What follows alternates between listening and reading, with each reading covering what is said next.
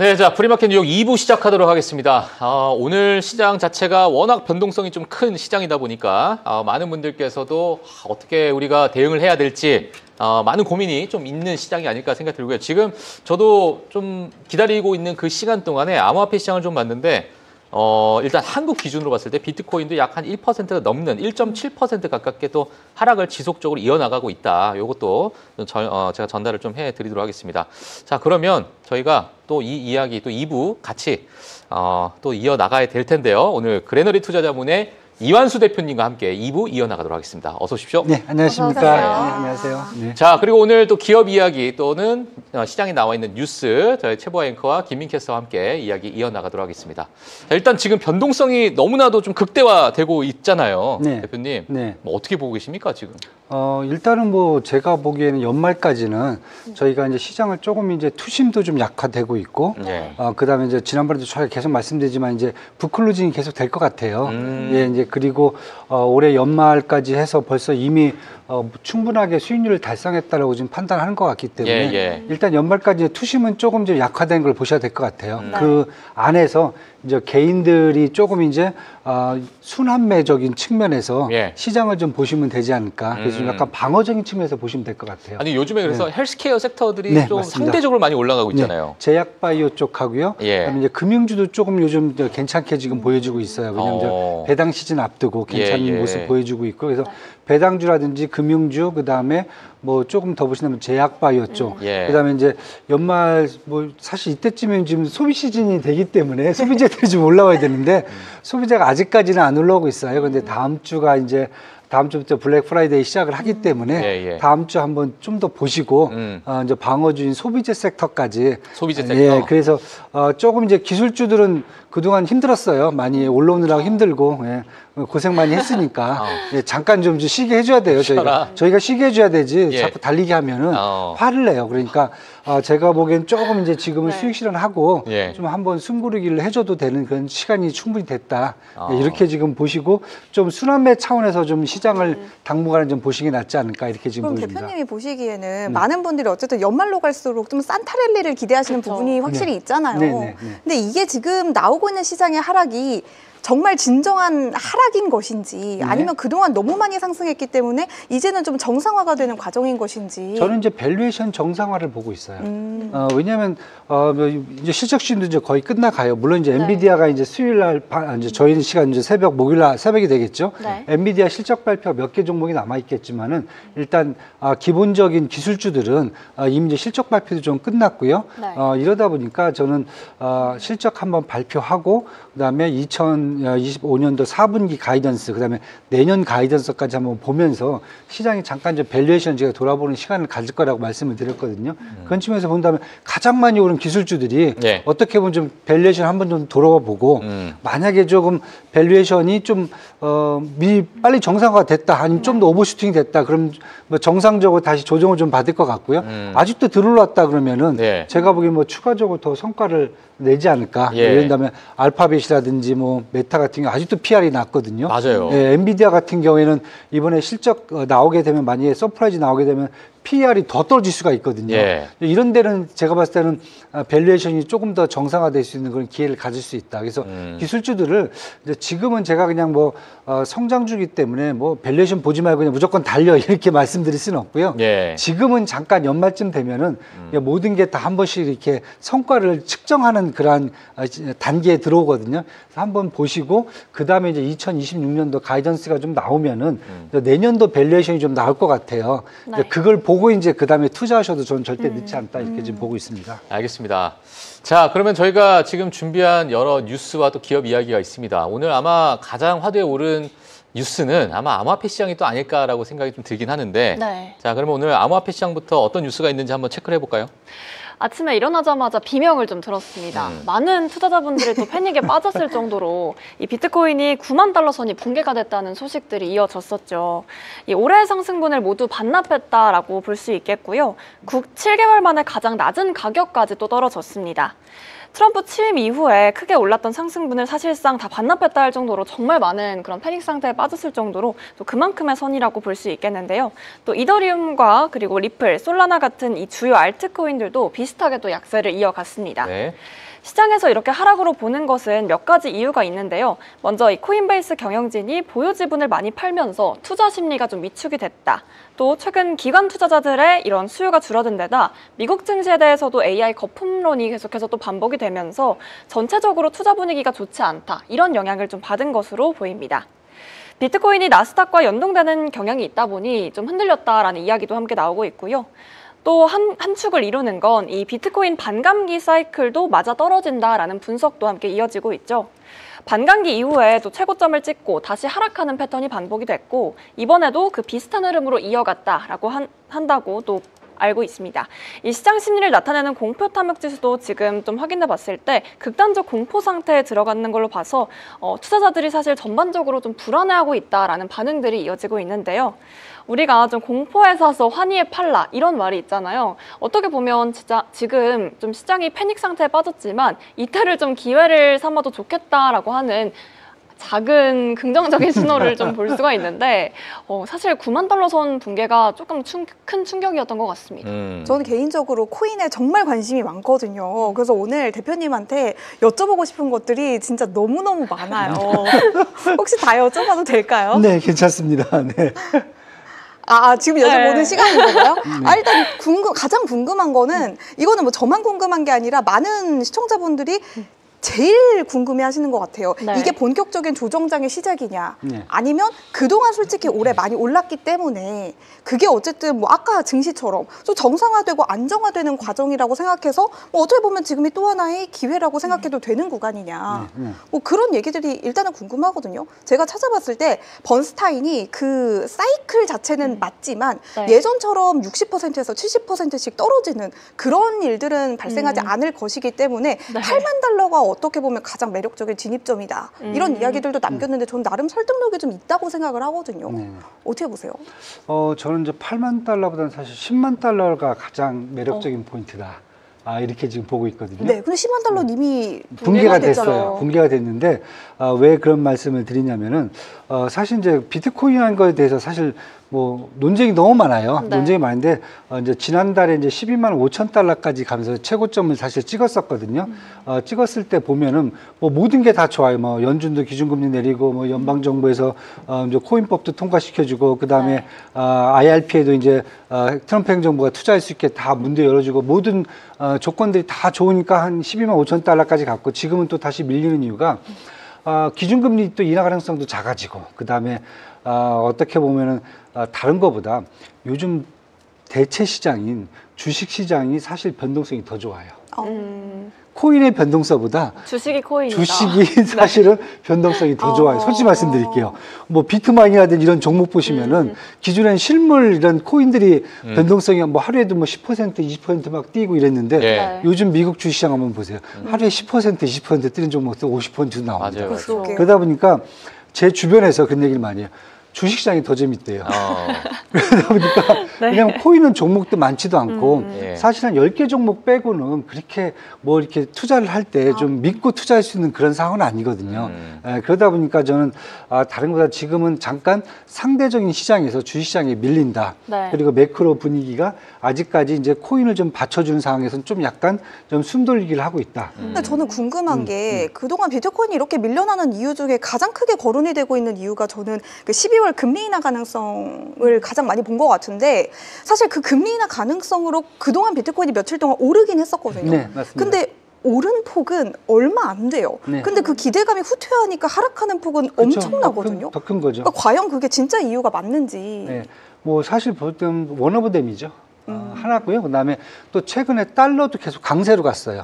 네. 그러니까 달러가 약세일 때 비트코인이 달러를 대체할 수 있는 수단이라는 어떤 심리적인 요인이 크기 때문에 또 비트코인이 강세가 갈 수 있는데 최근 보시면 또 달러가 또 강세로 움직이고 있거든요. 그러니까 전반적인 이런 매크로 사항들이 맞지가 않고 네. 그다음에 이제 크게 두 번째는 거래량에서 사반감기 지나고 나서 네.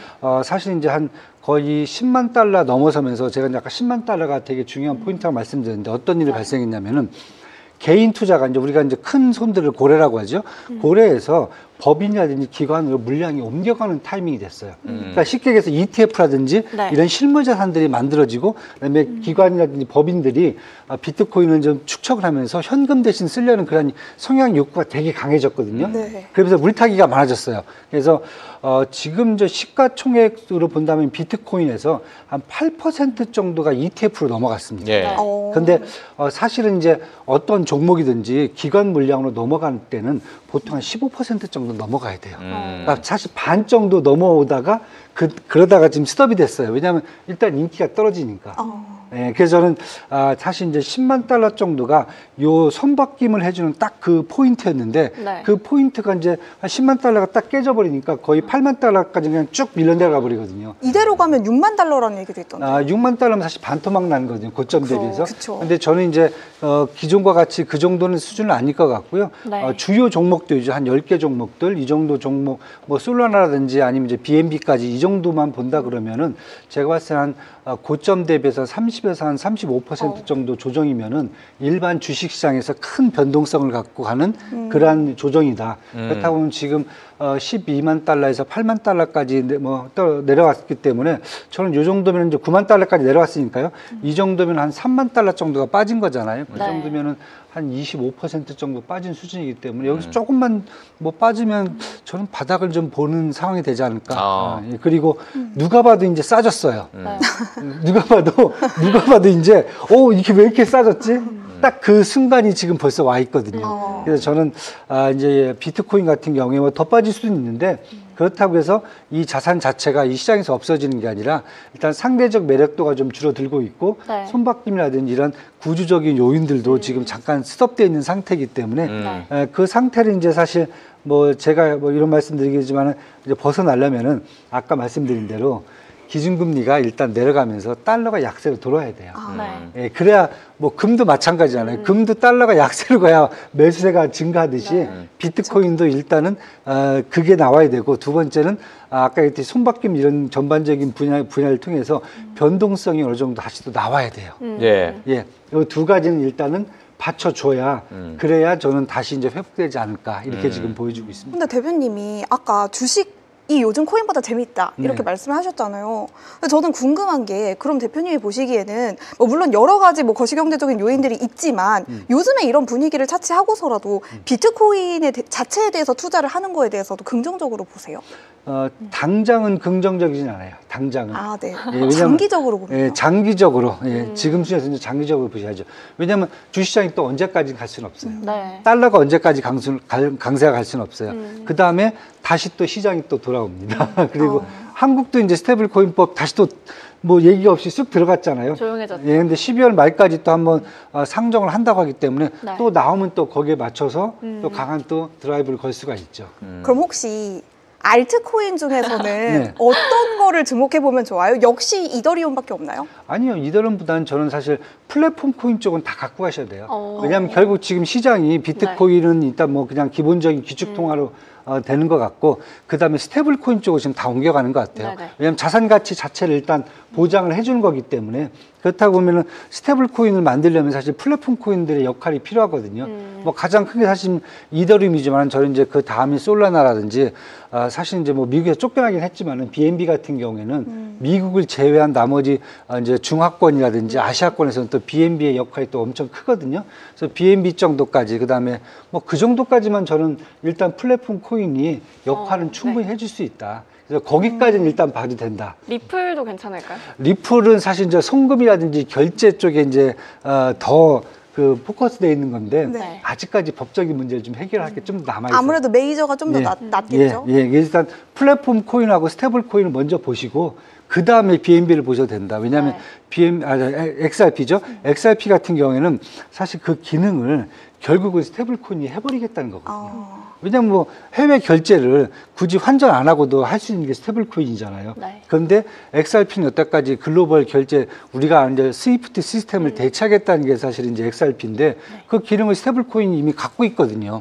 그렇다고 보면은 XRP는 제가 보기에는 그 기능 자체가 조금 이제 밀릴 수 있지 않을까. 근데 예. 리플은 얼마 전에 그 현물 ETF 나오면서 네. 가격이 거의 4배 전망까지 나오고 있는데 네. 그래도 리플을 조금 더 기다려봐야 될까요? 사실 나왔는데도 주가가 안 올라요. 그거 그렇죠. 주가가 가격이 그렇죠. 안 계속 올라요. 기대감만. 예, 그렇게 돼 있어 갖고 리플은 조금 더 기다려보세요. 그다음에 스테이블 코인 나오는 거 먼저 보고 지금 당장 비트마인이라든지 우리가 서클 인터넷 보면 다 스테이블 코인과 연결돼서 나온 그 종목들이잖아요. 네. 그래서 그런 측면에서 본다면 일단 스테이블 코인 먼저 보고 스테이블 코인을 저희가 이제 구조적으로 만들어줄 수 있는 것은 지금 플랫폼 코인들이기 때문에 플랫폼 코인 중에 상위권에 있는 거 한 3-4개 정도만 보시면은 일단은 코인 시장에서는 대부분 다 커버되지 않을까 저는 이렇게 보고 있습니다. 마지막 딱 하나만 여쭤볼게요. 네. 근데 사실 코인이 네.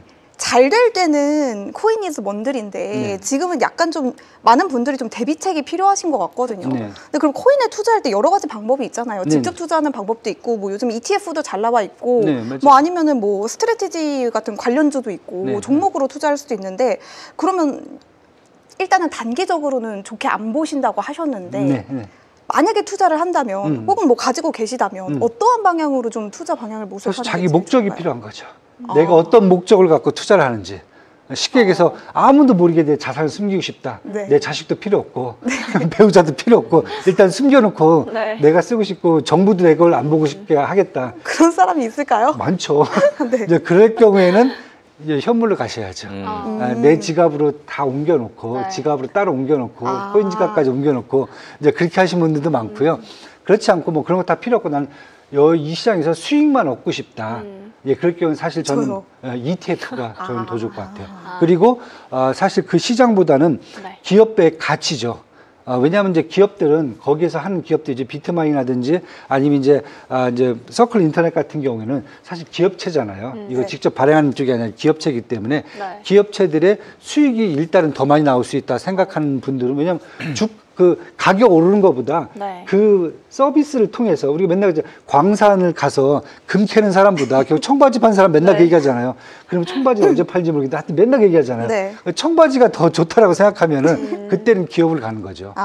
예, 그래서 저는 이제 그렇게 자기의 목적이 뭔가를 갖고 투자를 하셔야 될 것 같아요. 알겠습니다. 네. 궁금증이 정말 다 해결됐어요. 네, 이제 다 여쭤봤어요? 다 여쭤봤어요. 너무 속이 알겠습니다. 시원합니다.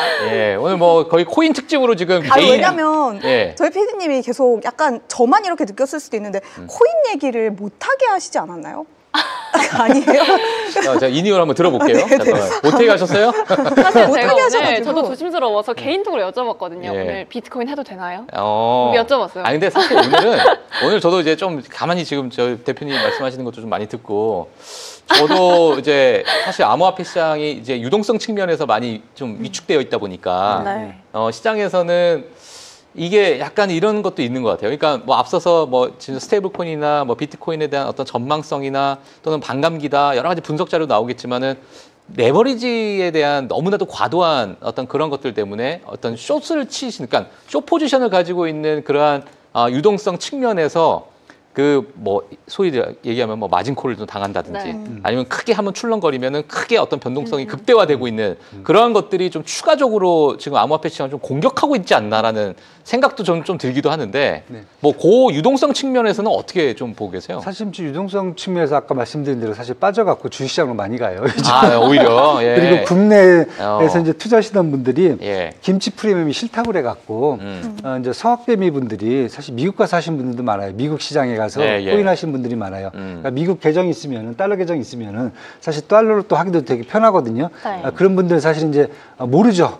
정부가 몰라요. 예, 국세청이 모릅니다. 이거 어떻게 하는지. 예, 예. 이제 그런 걸 이제 추구하신 분들도 있기 때문에 저는 이제 그런 부분도 있고 이제 요즘 들어서 조금 이제 뭐 소문이죠. 아직까지 소문인데 양자 컴퓨터가 뭐 암호를 해독할 수 있다는 뭐 그런 루머가 자꾸 도는데 그것 때문에 아직까지 뭐 그걸 보여준 데는 없어요. 예. 예, 중국에서 이제 보안 수준이 가장 낮은 우리가 뭐 알지도 못한 이상한 코인 같은 것들은 뭐 한두 개가 털렸다고 그러는데 한두 개 털렸다. 네, 그거 털어서 뭐 먹을 것도 없는데 뭐 털어서 뭘 하는지 모르겠는데 네. 하여튼 뭐 그런 소문도 있긴 한데 먹을 게 없어 한 1조 원 정도는 있을 것 같습니다. 예.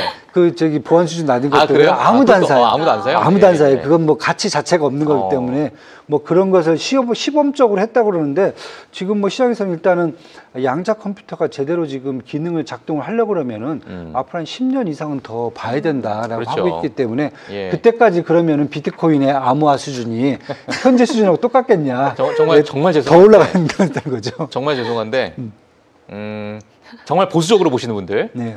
암호화폐 시장이 도대체 이걸 어디다 쓸 수 있냐라고 되게 회의론적으로 보시는 분들이 그분들 있는데 혹시 주식하시는 분들 맞으실까요? 옷장에 돈 넣어두시는 분들 아니에요? 그럴 수도 있어요. 근데 회의론적으로 보시는, 그러니까 암호화폐 시장 도대체 내가 이거 가지고 뭘 할 수 있어? 비트코인 하나가 지금 뭐해서 9만 불이야. 이거 가지고 뭘 할 수 있어? 라고 보시는 분도 있잖아요. 네. 자, 이것을 타개할 수 있는 게 양자 컴퓨팅입니다. 양자 컴퓨팅 언제 됐는데 이 두 개가 지금 싸우고 있는 거잖아요. 그러니까 그렇죠. 어찌 보면 좀 실체가 없는 둘이서 지금 싸우고 있는 느낌이니까.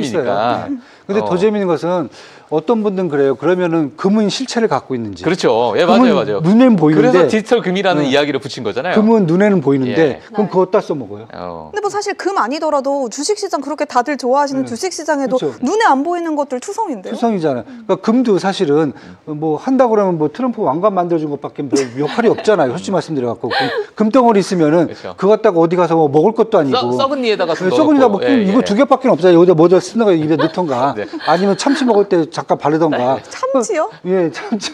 하여튼 그런 것밖에 없잖아요. 그러면 금은 사실 막 어디에 써요? 똑같은 거죠, 제가 보기에. 그래서 이렇게 보면은 지금 우리가 눈에 실체가 없는 것들을 갖고 계속 투자를 하고 있는데 네. 거기에다가 비트코인 하나 더 낀다고 그래서 달라질 게 달라질 게 없네요. 없다는 거죠. 변동성이네요. 예, 알겠습니다. 그러니까 중요한 것은 예. 저장을 할 수 있다는 거죠. 저장을 이만큼의 어떤 코딩을 갖고 내가 저장을 할 수 있다는 것 자체를 이제 가치로 가는 거고 네. 기술자 테크니션들은 그 자체를 되게 중요하게 생각해요. 금을 보는 사람들은 세공업자들은 금이 자체가 되게 중요한 거잖아요. 그런데 테크니션 기술자들 입장에서는 이런 암호화 코딩이라든지 이런 것들 자체가 자기의 자산이라고 보는 거죠. 예. 그런 측면에서 보면 저장 가능하다는 게 가장 크게 지금 제가 보기에는 아무래도 그 가치적인 측면에서 보여지지 않는가 이렇게 지금 보고 있습니다. 알겠습니다. 자, 그래서 암호화폐 시장은 여기서 저희가 마무리를 좀 해야 될 것 같습니다. 자, 그럼 다음 뉴스로 제가 한번 더 넘어가도록 하겠습니다. 지금 한 게 오프닝이었답니다. 오늘 너무 이제 센데요, 코믹 특집을 오프닝이. 제대로 한 것 같은데 이제 두 번째 이슈로 한번 넘어가 보도록 하겠습니다. 이 관세 배당급 지급에 관해서 또 베센트 재무장관이 또 입을 열었습니다. 이 대통령이 말한 것처럼 관세 수입으로 미국인에게 2,000달러를 바로 지급하는 건 대통령 혼자서 결정을 할 수는 없고 반드시 의회 승인이 필요하다고 말한 건데요. 또 중국과의 히토리 협상이 추수감사절까지는 마무리되길 바란다. 뭐 이런 의견까지도 함께 덧붙였습니다. 또 경제 전망에 대해서도 뭐 내년 1분기 또 2분기에 대해서는 인플레이션이 좀 둔화가 되고 경제가 꽤나 빨리 회복될 것이다. 또 이런 말에 대한 의견을 또 밝혔는데요. 네. 사실 잠시 또 2,000달러 배당금에 대해서 얘기를 하자면 이렇게 대규모로 현금이 좀 발표가 된다면 인플레이션을 재자극할 가능성이 좀 존재할 수 있다. 그리고 또 이게 연준의 금리 인하 가능성이 계속해서 거론되고 있는 동결이냐 또 내리냐 이 얘기에 대해서 나올 때 이 정책을 실제로 시행하게 된다면 시장에는 좀 악재로 작용할 수 있지 않냐 이런 부담감도 현재 존재하고 있습니다. 네, 알겠습니다. 지금 정말 우리가 너무나도 이제 K자의 어떤 경제 방향이다 보니까 상위 20% 또는 10%의 어떤 부가 쏠려 있는 그 부분에서는 너무나도 소비가 활발하게 일어나고 있고 주식시장의 절반 자체가 또 그 상위 10%인데 또 쏠려 있는 상황인데 하위 80% 그러니까 이 부분에 따라서 시장의 또 방향이 좀 결정될 수도 있고 또 이제 중간 선거가 좀 남아 있다 보면 표심도 또 얻어야 되기도 하고 하지만 이렇게 되는 경우에는 또 인플레이션에 대한 우려가 있기 때문에 또 금리는 어떻게 할 것이냐 이거 어떻게 해야 될지 모르겠는 뭐 이런 상황이긴 한데 그러니까요. 저는 사실 했으면 좋겠어요. 오히려요. 네. 이 관세 배당금을. 예, 배당금. 왜냐하면 2,000달러, 1인당 2,000달러라고 했거든요. 3억 4천 명한테 뿌리면은 6,800억 달러가 나고요. 우리나라 돈 952조 원이 뿌립니다. 그게 소비로 간다는 거죠. 왜냐하면 우리가 코로나 때 경험을 해봤잖아요. 이게 소비로 갈 거고요. 일단 사실 이 내용이 나온 게 트럼프 대통령이 이제 대법원에서 상호관세 이제 불법 관련돼 갖고 이제 심리가 시작이 됐거든요. 이제 11월 5일부터. 그러면 앞으로 한 3개월 정도 후에는 이제 사실 이제 판결이 나와야 돼요. 요거에 대한 이제 방어도 해야 되고. 그 전에 이걸 다 써버리는 방법으로. 빨리 쓰면 돈을 누구한테 받아가요, 이제. 받아갈 사람이 없잖아요. 두 번째는, 일단은 이제 그때 나왔던 얘기 중에 하나가 뭐였냐면은, 이 소비자들한테 돈을 돌려주자. 왜냐하면 상호관세 때문에 수입 물가가 올라가잖아요. 그러면 일반 시민들은 사실 높은 가격에 물건을 사야 됐기 때문에 사실은 내 돈을 더 비싸게 주고 그 돈 갖다가 사실 관세로 들어가는 거였거든요. 그러니까 관세를 뭐 우리가 내는 게 아니라 수입업자가 미국 수입업자가 이제 대신 걷어서 내는 거거든요. 그렇다고 하면 다시 소비자한테 돌려줘야 된다. 그러다 보니까 여태까지 여론이 안 좋잖아요. 지금 트럼프 지지율이 지금 30% 밑에 떨어질 수도 있잖아요. 그럼 만약에 이제 이거 크리스마스 이전 전에 만약에 1인당 2,000달러면은 4인 가족이면 사실 우리나라 돈은 한 1,000만 원 나오거든요. 이 정도면 사실 소비력이 나올 수가 있거든요. 근데 그게 그렇게 빨리 진행이 될 수 있나요? 근데 저희들도 코로나 때 바로 줬잖아요. 네. 예, 우리 소비 쿠폰 뭐 일주일이면 주잖아요. 그렇죠. 그건 주는 건 금방이에요. 왜냐하면 밖에 있다는 사람들이 빨리 줄을 서기 때문에 뭐 저희들 다 보셨잖아요. 하도 회사에서 엄청나게 문자 옵니다. 그럼요. 문자가 빨리 우리를 통해서 쓰라고. 그럼요. 절대 안 쓸 수 없는. 그리고 어르신들 동사무소 다 줄 서 계시잖아요. 예, 이미 예. 다 그게 나와요. 그다음에 그래서 그렇게 본다라고 그러면은 사실은 이제 어떻게 보면 이제 인플레이션에 문제가 생길 수 있겠다 막 그런 얘기를 많이 하세요. 근데 트럼프 대통령이 하나를 더 얘기를 했어요. 어떤 거죠? 이 개인들한테 2,000달러를 주고 또 일부는 연방 정부의 재정 적자를 메꿔내겠다.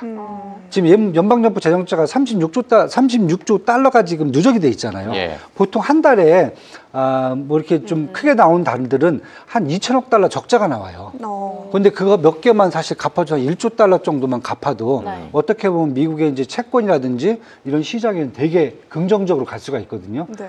그러다 보면은 저는 사실 빨리 주고 지지율 올리고 연방정부 적자도 좀 줄이고 그 다음에 채권 시장도 좀 안정화시켜주고 사실 채권 시장 좀 더 안정화시켜주면 네네. 인플레이션이 그렇게 크게 튈 수 있는 건 아니거든요. 제가 네. 보기에는. 그래서 그런 것까지 감안을 하고 그 다음에 이미 이제 이번에 이제 연준이 12월 1일부터 QT죠. 양적 긴축을 종료한다고 그랬잖아요. 예. 얼마 안 그럼 풀면 남았습니다. 될 것 같아요. 오. 이런 것까지 감안해 보면은 저는 주면은 되게 좋을 것 같은데 지금 이제 스콧 베센트 재무장관은 뭔가 좀 별로 주고 싶은 마음이 없는 것 같아요. 사실 근데 재원이 좀 될 수 있냐가 관건인 것 같은데 돈이 좀 충분하긴 할까요? 걷어놨어요. 아, 이미 관세는 아니, 그러면은 세금을 받아놓은 거죠. 다. 그러면 사실 뭐 장점을 많이 말씀해 주셨지만 네. 부작용도 당연히 있을 거 아니에요. 인플레이션을 제외한 뭔가 다른 파급 효과가 또 있을까요? 글쎄요, 뭐가 저도 생각이 안 나가. 일단 해봐야 아는 거군요. 해봐야 근데 그래요. 저는 시기가 좀 중요할 것 같은 게 이 음. 금리 인하에 대한 이 타이밍에 관해서도 얘기가 좀 나오잖아요. 뭐 12월에는 동결을 한다. 그 이후도 있고 사실 이 시기가 언제냐에 따라서 그게 되게 타이밍적으로 다른 결과로 나올 것 같아요. 저는 만약에 이제 저희도 이제 소비 쿠폰 지급을 하면서 경기 부양을 하려고 그러잖아요. 네. 이번에 이제 많이 지급이 됐잖아요. 뭐 많이도 아니지만 일단 지급이 됐잖아요. 근데 시기는 제가 아까 말씀드렸듯이 사실은 지난번에 정부가 줬을 때 저희도 추석을 앞두고 줬단 말이에요. 네. 왜냐하면은 돈이 필요해서 써야 될 타임이거든요. 그쵸, 그쵸. 근데 지금 미국 같은 경우는 지금 소비 시즌이고 연말이잖아요. 네. 연말에는 사실 돈을 써야 돼요. 네. 쓸 게 많아요. 비행기도 타고 집에 가야 되고. 연말에 돈을 네. 써야 된다는 얘기는 너무 재밌네요. 네, 써야 되는 타이밍이에요. 애들이 장난감도 필요하고. 그럼요. 예, 크리스마스 이런 선물도 타이밍이기 해줘야 되고. 때문에 어떻게 보면 트럼프 쪽에는 돈을 주고도 뺨 맞는 것보다는 환영을 받는 게 좋잖아요. 그렇다고 보면 저는 경기에도 좀 일조를 하고 본인의 지지율도 다 올리고 그다음에 대법원 지금 11월 5일부터 지금 심리 시작됐으면은 네. 제가 봤을 때 최소한 한 12월 25일 이전에는 한번 지급해주면은 네. 저는 가장 퍼펙트한 타이밍이 아닌가. 저는 그렇게 보고 있어요. 알겠습니다. 자, 일단 뭐 이런 관세 배당금, 이게 계속 이제 시장에서는 또 화제로 계속 시장에서 뭐 오락내락 하고 있는데 이런 부분이 앞으로 인플레이션 어떻게 또 작용할 것인가. 자, 오히려 뭐 소비를 또 촉진시켜서 시장을 좀 안정화시킬 수 있다라는 의견도 이완수 대표님께 좀 주셨기 때문에 앞으로 이런 부분도 업데이트를 저희가 좀 해보도록 하겠습니다. 자, 그럼 기업 이야기로 좀 넘어가도록 하겠습니다. 네, 이번에는 중국 전기차 제조업체 샤오펑의 실적 한번 확인해 보도록 하겠습니다. 샤오펑의 3분기 매출은 전년비 101.8% 증가한 203억 8천만 위안으로 사상 최고치를 기록을 했는데요. 이번 분기 차량 인도량이 전년비 약 150% 급증한 11만 6천만 대 이상이었던 덕분이라고 합니다. 이 차량 인도량에 대한 예상치는 전년비 125% 늘어난 10만 3,800대였는데 이것보다도 훨씬 더 많은 수치로 나왔습니다. 이에 따라 같은 기간 총 이익률도 전년도의 15.3%에서 20.1%로 차량 부문의 마진도 작년에 8.6%에서 이번에는 13.1%로 크게 올랐고요. 순손실도 이전에 18억 1천만 위안에서 금분기에는 무려 80%나 급감한 3억 8천만 위안까지로 줄었습니다. 비록 미장에서도 홍콩 증시에서도 주가를 보시면 약간은 부진한 모습이기는 한데요. 그래도 JP모가 등 대부분의 월가 기관들은 샤오펑의 장기 성장력을 높게 평가하며 목표가를 상향하는 분위기라고 합니다. 이 장기 성장력에는 당연히 전기차도 들어가겠지만 뭐 휴머노이드 로봇, 로보택시, 더 나아가면 플라잉카에 대한 기대감도 당연히 포함이 되겠습니다. 얼마 전에 민캐스터는 기억하실 것 같기는 한데요. 저희가 PM10에서 샤오펑에 대한 이야기를 한번 좀 드린 적이 있습니다. 이달 초에 있었던 AI 행사에서 공개가 됐던 휴머노이드 로봇 아이언2가 마치 외관도 정말 사람인 것 같고 걷는 모습도 자연스러운 사람인 것과 같은 모습이어서 많은 사람들이 여기 안에 진짜 사람이 들어있는 게 아니냐라는 그런 의구심을 품자 직접 그 쇼 현장에서 그 로봇을 찢어서 안에 사람이 없는 걸 확인시켜주는 퍼포먼스까지 했다고 합니다. 이 당시 샤오펑은 앞으로 10년간 로봇 판매량이 자동차 판매량을 능가할 것이라며 연간 1000만 대 이상의 로봇이 팔릴 것이라고 발언을 하기도 했습니다. 개인적으로는 플라잉카가 조금 더 충격으로 다가왔는데요. A868이죠. 내년부터 양산을 시작할 것이고 벌써 중국 광저우에는 연간 5000대의 플라잉카를 생산할 공장이 완공이 됐다고 합니다. 이날 샤오펑 CEO는 우리는 전기차에서도 빠르게 시장 점유율을 확대해 나가고 있으며 특히 로보택시와 휴머노이드 로봇 그리고 플라잉카 등 미래 산업으로의 발전에 대해서 유의미한 진전을 이루고 있다라고 강조를 했고요. 실제로 샤오펑 CEO는 지난 8월 자사주 310만 주를 매입했다고 해요. 이를 두고 시장에서는 경영진의 자신감이 드러나는 포인트다라고 평가를 하기도 했습니다. 이 JP모간도 이날 샤오펑에 대한 목표가를 이거는 홍콩 시장 기준이니까 제가 홍콩 주가를 한번 좀 틀어드리도록 할게요. 이 투자 의견은 비중 확대, 목표가는 195 홍콩 달러로 현재가 대비해서는 약 85% 정도의 추가 상승을 점쳤다고 하고요. 뱅크 오브 아메리카는 미장에 상장된 ADR로 거래되고 있는 샤오펑에 대한 목표가를 27달러로, 모간 스탠리도 28달러, HSBC도 29달러 60센트로 일제히 높여잡고 있습니다.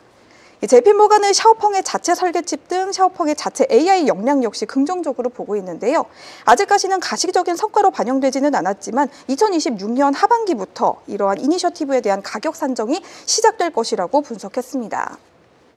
JP모간은 샤오펑이 내년에 L4 자율주행 지원 차량을 출시하고 2026년 말까지 휴머노이드 로봇의 대량 제조를 목표로 한다는 발표 이후 시장의 판도가 완전히 바뀌었다라고 표현을 하기까지 했고요. 네. 2027년에는 샤오펑의 휴머노이드 로봇 사업이 최대 240억 달러 정도의 기여도를 가질 것이다라고 분석을 하기도 했습니다. 또 JP모간은 샤오펑의 로보택시 서비스의 2035년 보급률에 따라서 적으면 57억 달러에서 많으면 189억 달러 정도의 가치가 될 것이라고 전망을 하기도 했는데요. 다만 2026년 말이나 2027년 초까지는 구체적인 이익으로 드러나지는 않을 것이기 때문에 향후 2년간 더 많은 연구개발 그리고 투자 등 자본 지출을 흡수해야 하는 시기라고는 경고했습니다. 즉 2028년 이후부터 흑자를 낼 것이다 라는 의미이니까요. 단기적이기보다는 조금 더 중장기적인 차원에서 낙관적인 기업이다라고 보실 수가 있겠습니다. 다만 샤오펑의 주가가 이날 내리막길을 면치 못했던 이유는 4분기 가이던스가 기대치에 미달됐기 때문입니다. 샤오펑이 제시한 4분기 매출 가이던스는 215억에서 230억 위안 사이였는데요. 250억 9천만 위안이라는 예상치에 한참 미치지 못했고요. 또 4분기 차량 인도량 가이던스도 12만 5천 대에서 13만 2천 대 정도인데 이 역시 투자자들은 연초 대비해서 125% 정도 상승한 샤오펑의 주가를 감안한다면 더 나은 수치를 바랬다라는 혹평들도 나왔습니다. 이 테슬라 혹은 니오나 리오토와 같은 중국 경쟁사들을 고려한다면 경쟁력이 약하다는 해석으로 이어졌다고 합니다. 이 샤오펑의 이번 실적 발표 그리고 최근에 공개되고 있는 미래 비전은 이 중국 전기차 시장의 치열한 경쟁 속에서 단순히 차를 많이 파는 것뿐만이 아니라 AI 기반한 첨단 모빌리티 또 로봇공학 기업으로의 전환이 이루어져야 하는 중요한 시점이라는 점이 가장 잘 나타나고 있다고 하는데요. 어쩌면 전자로 시작했지만 귀결은 후자가 더 중요해지는 시대가 더 올 수도 있겠죠. 과연 샤오펑이 이러한 분야에서 선제적인 승기를 잡을 수 있을지 지켜보시는 것도 하나의 재미있는 관전 포인트가 되겠습니다. 예.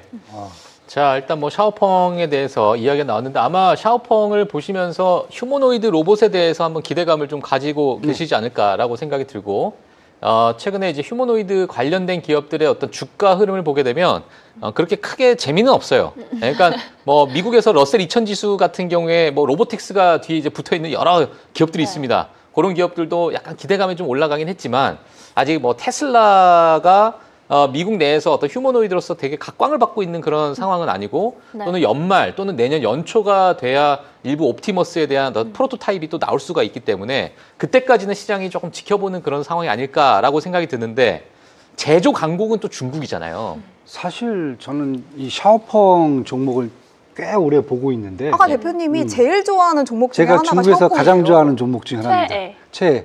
왜냐하면 앞으로 이제 중국이라는 큰 사회가 네. 이제 새로운 사회로 진입했을 경우에 가장 이제 그 문화에 녹아 들어갈 수 있는 기업 세 개를 꼽으라면 저는 샤오미하고 샤오펑하고 그다음에 알리바바를 딱 꼽거든요. 왜냐하면 샤오펑 같은 경우에는 사실 CEO가 자기의 롤 모델이 테슬라의 일론 머스크라고 얘기를 해요. 근데 비즈니스가 비슷해요. 그리고 쫓아가요 거기를. 그런데 최근 들어서 보면 성과가 테슬라를 앞질러요. 예. 그러니까 가장 먼저 전기차 쪽 보시면은 네. 뭐 처음 똑같이 마찬가지로 이제 고가 전략을 했단 말이죠. 예. 근데 그 고가 전략이 먹혔어요. 샤오펑 같은 경우. 한 대 보통 1억 원 넘어가는 그 차들이거든요. 예, 예. 근데 이것도 한 1년에 한 50만 대 이상 팔려요.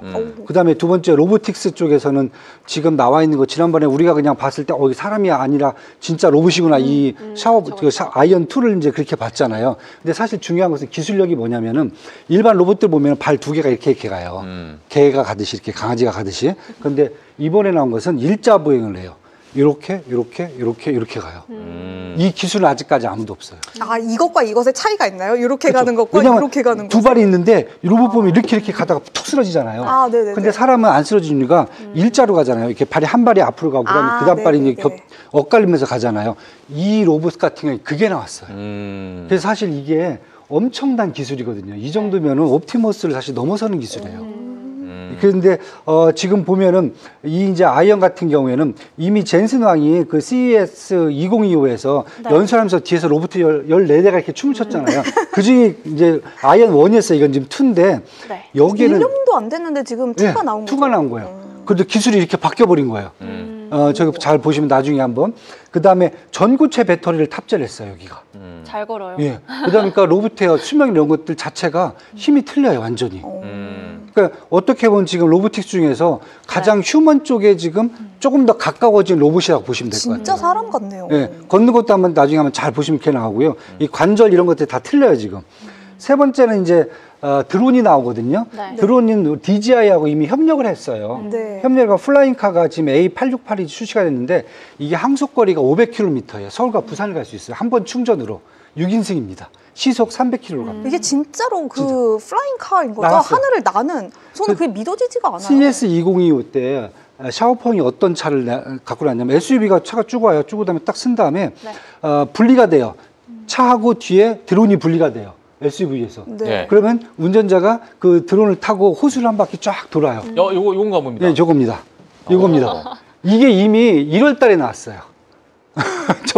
그러니까 드론은 이미 얘들이 지금 이미 상용화를 다 준비가 돼 있어요. 아, 저 안에 사람이 타서 타서 저렇게 날아간다는 움직이는 거죠? 약간 이게 1월 달에요. 귀여워요. 1월 달입니다. 아니 이게 그 해리포터 비밀의 방 보시면 진짜 영화에나 나오는 건데. 근데 이게 지금 공장에서 지금 주문이 들어가요. 지금 벌써 들어갔어요. 근데 6인승짜리예요. 네네네. A868이. 그러니까 6명이 타고 시속 300km로 500km를 달려간다는 거죠. 한 근데 번에. 안전에 대한 검증도 됐나요? 됐으니까. 아직. 그러니까 중국은 뭐 우리 같이 뭐 이거 하나 뜨면 난리 난 데가 아니에요. 거기는 일단 다 허용이 돼요. 이렇게 돼 갖고 그래서 지금 이번에 나왔던 이제 그 AI 그 컨퍼런스에서는 자율주행을 얘기를 했어요. 그래서 지금 이미 이제 바이두라든지 위라이다든지 포니가 지금 이제 시장을 지금 지배하고 있는데 여기에 샤오펑이 들어가면은 바로 될 수 있다. 왜냐하면 이미 뭐 드론 보셨잖아요. 저 정도 수준이에요. 그래서 지금 얘기 나오는 게 내년 1월 달부터 그 로보택시 3종을 출시하겠다. 1종도 아니고 3종의 얘들은.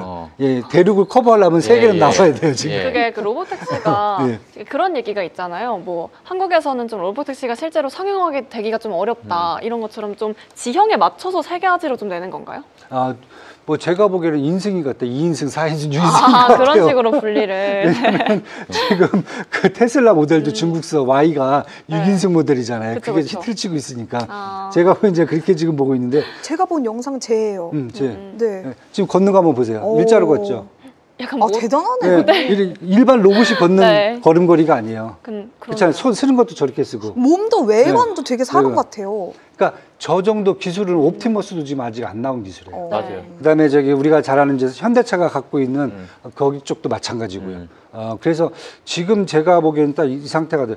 야, 샤오펑이 진짜 이 CEO가 진짜 이 테크의 진심이다. 진심이고. 아까 말씀해 주셨잖아요. 샤오펑 CEO 자기 이름 따라서 예, 샤오펑이라는 게 조그만 어깨, 내 어깨에 기대라 이럴 때. 그러니까 샤오펑의 CEO 이름이 허샤오펑이에요. 허샤오펑. 그래서 저거 봤을 때는 사실 지금 앞으로 뭐 샤오미도 그렇지만은 샤오펑 같은 경우에는 이제 전기차든지 로보틱스 그다음에 이제 드론 여기다 자율주행까지 이 정도 4개를 엮여 간다라고 그러면은 앞으로 중국사에서는 가장 많이 녹여 들어갈 수 있는 기술이지 않을까. 저는 저번에 팀장님께서 이거 술 취한 모습이라고 하신 이후로 그렇게밖에 안 보이는 것 같아요. 저희 술 취하면 저렇게 걷거든요. 되게 정상적으로 정상적으로 네, 술 딴 데로 가니까 저는 일자로 걸어야 되니까 집으로. 아, 평상시에는 거 어떻게 그러니까 평상시보다 정신을 더 똑띠 차리고 거의 뭐 안 혼나려면 거의 도라이입니다 그때는. 저런 기술을 사실 이번에 봐야 되는데 뭐 국내에서 나온 얘기 보면 다 그거예요. 이거 손을 찢어보니까 진짜 로봇이더라. 이 얘기밖에 없잖아요. 근데 저는 기술력에 대해서는 저 정도 기술력이 과연 현대까지 나온 그런 회사가 어디 있을까 그런 생각이 들어요. 저는 지금 저도 이제 샤오펑 아까 너무나도 최애 기업이라고 하셔가지고 저도 이제 나름대로 이제 휴머노이드가 어떤 방향으로 좀 갈 것인가를 혼자 이제 고민을 좀 해봤는데 저는 일단은 전기차 기업이 휴머노이드 시장을 장악할 가능성이 좀 크다.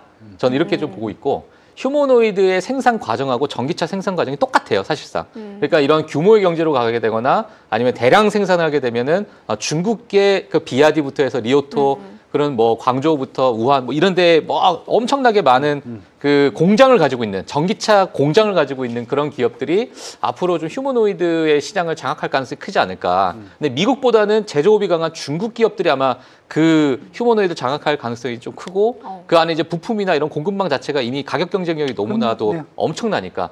근데 저도 이제 요번에 너무나도 자세히 봤던 게 뭐냐 샤오펑의 저 기술력이거든요.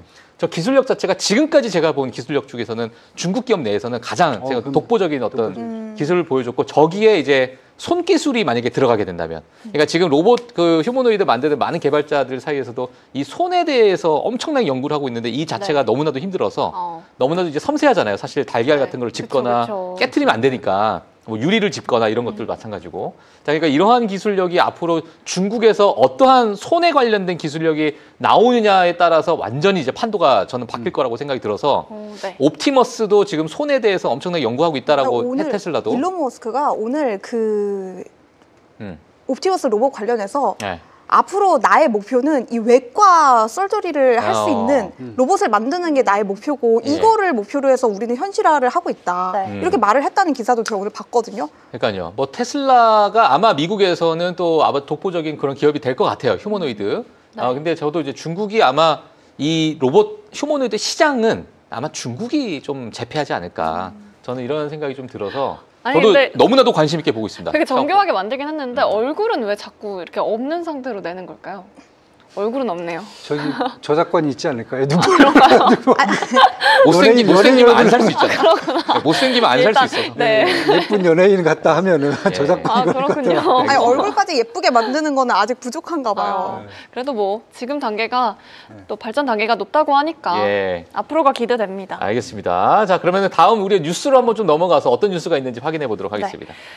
이번에는 아마존의 이 3년 만에 또 회사채 발행 소식에 대해서도 함께 짚어봐야 될 것 같습니다. 3년 만에 150억 달러 규모의 회사채를 발행을 했는데요.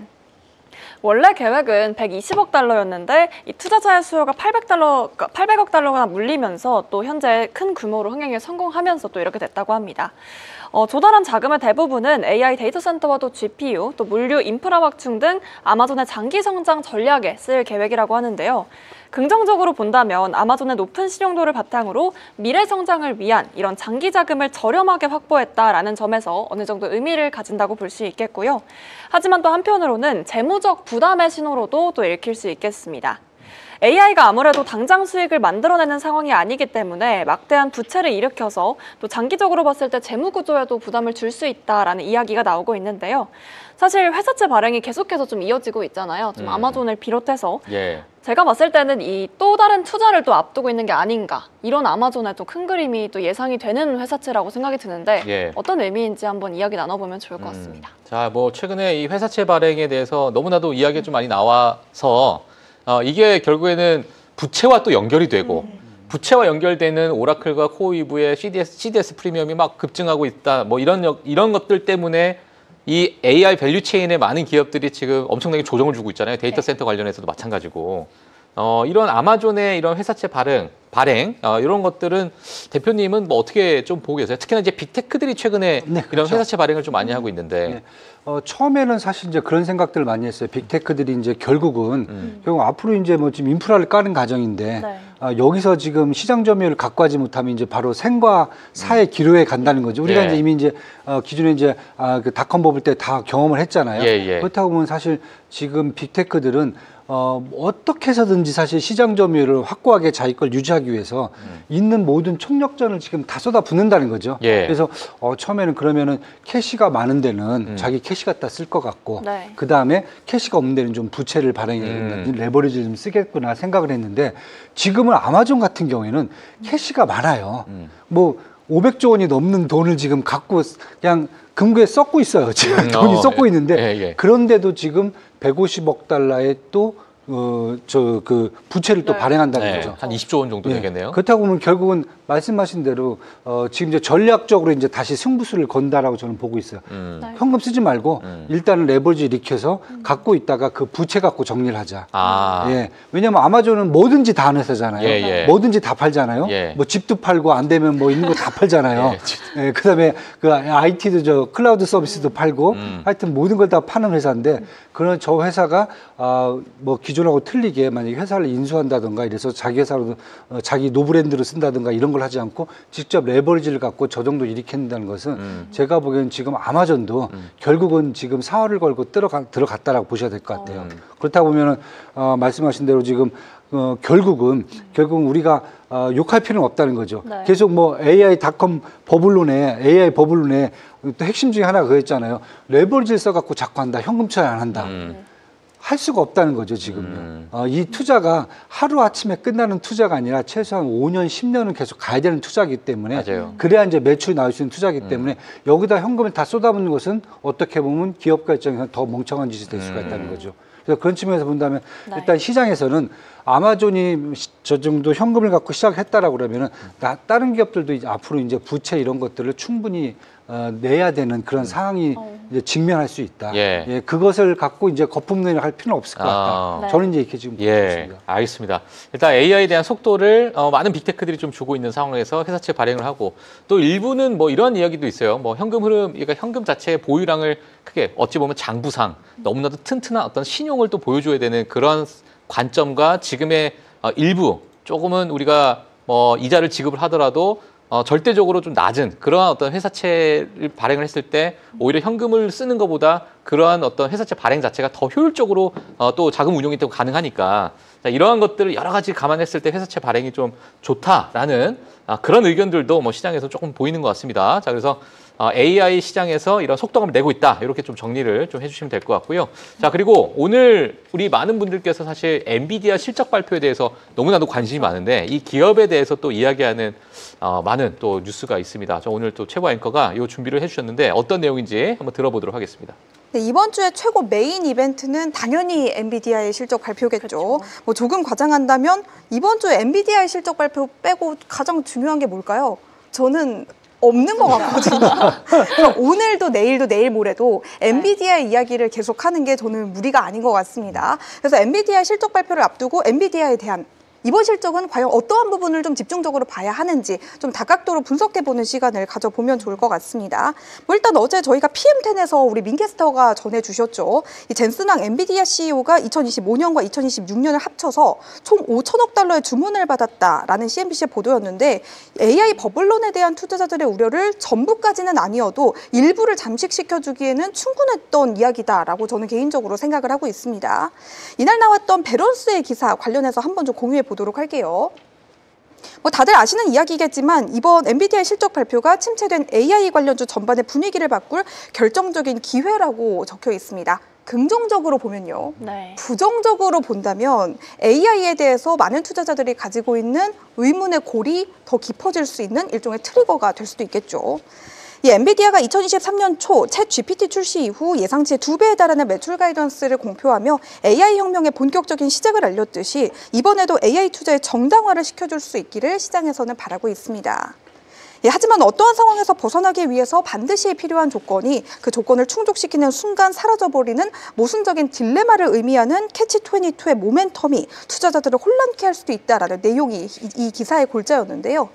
이 메타가 AI 관련 지출 확대를 공시한 이후 주가가 20% 가까이 하락한 상태라 엔비디아가 과도하게 좋은 실적을 내놓는다면 오히려 고객사들의 과도한 AI 지출에 대한 우려를 키워 엔비디아 외의 기업들의 주가는 낮출 수 있고 네. 그렇다고 반대로 엔비디아가 미진한 실적과 가이던스를 가지고 온다면 그동안 이토록 판이 커졌던 AI 성장이 타당하지 않다는 결과로 읽히게 돼서 말 그대로 양날의 검과 같다라고 말씀을 드려보겠습니다. 네. 즉 엔비디아 이번 실적 발표에서 나오는 내용들이 현재 시장에서 가지고 있는 여러 가지 의구심들을 과연 어떻게 해결해 줄 것인가가 관점이라는 이야기입니다.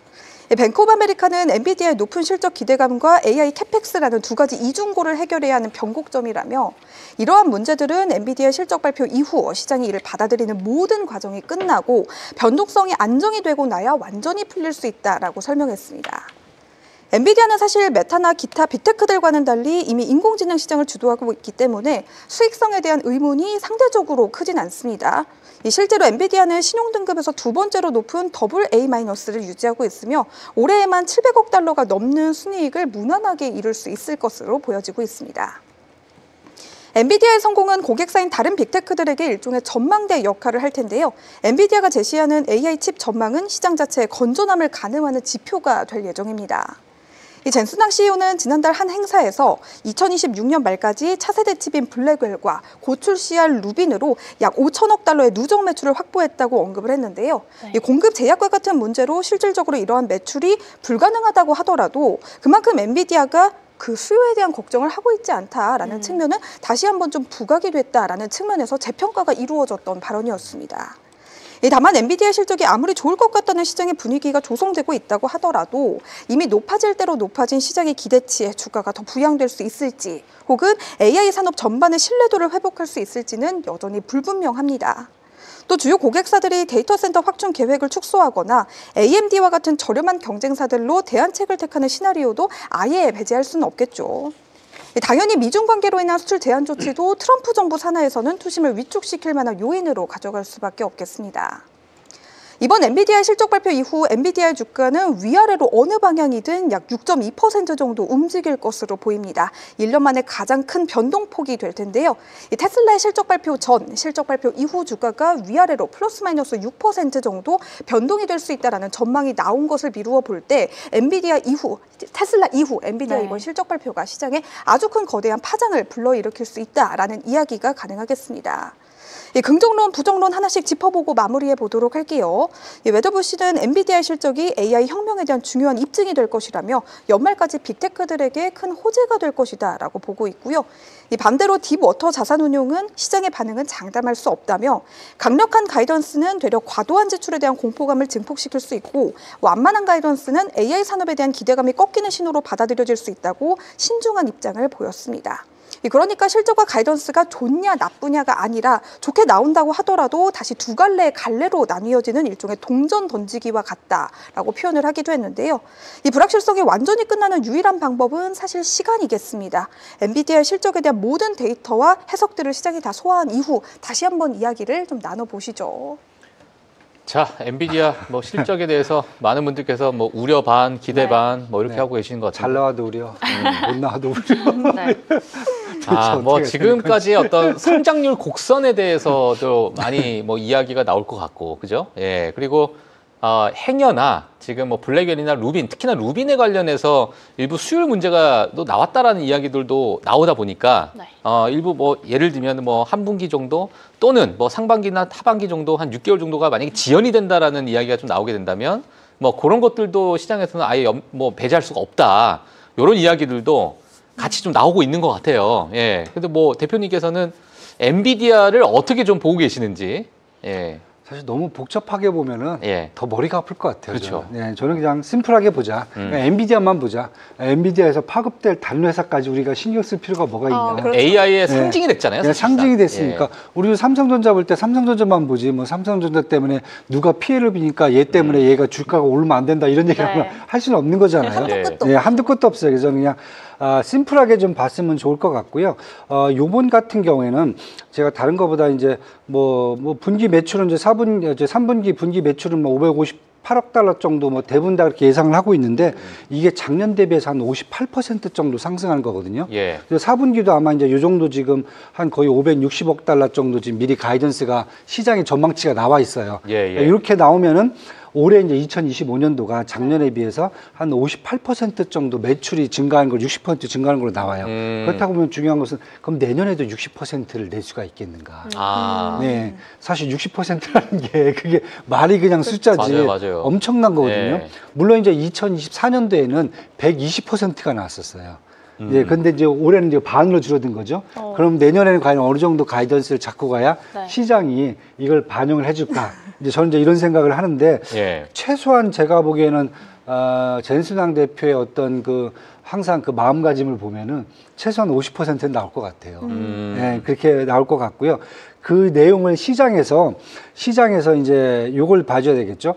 블랙웰은 수주가 계속 쌓인다. 왜냐하면 데이터 센터용이니까요. 예. 이것은 계속 쌓인다가 얘기가 나와야 되겠죠. 물론 지금 쌓이는 게 보여요. 네. 보이고 우리나라가 26만 장 받기로 했는데 지금 내년 하반기나 돼야 받을 것 같아요. 받을 수 있는 거예요?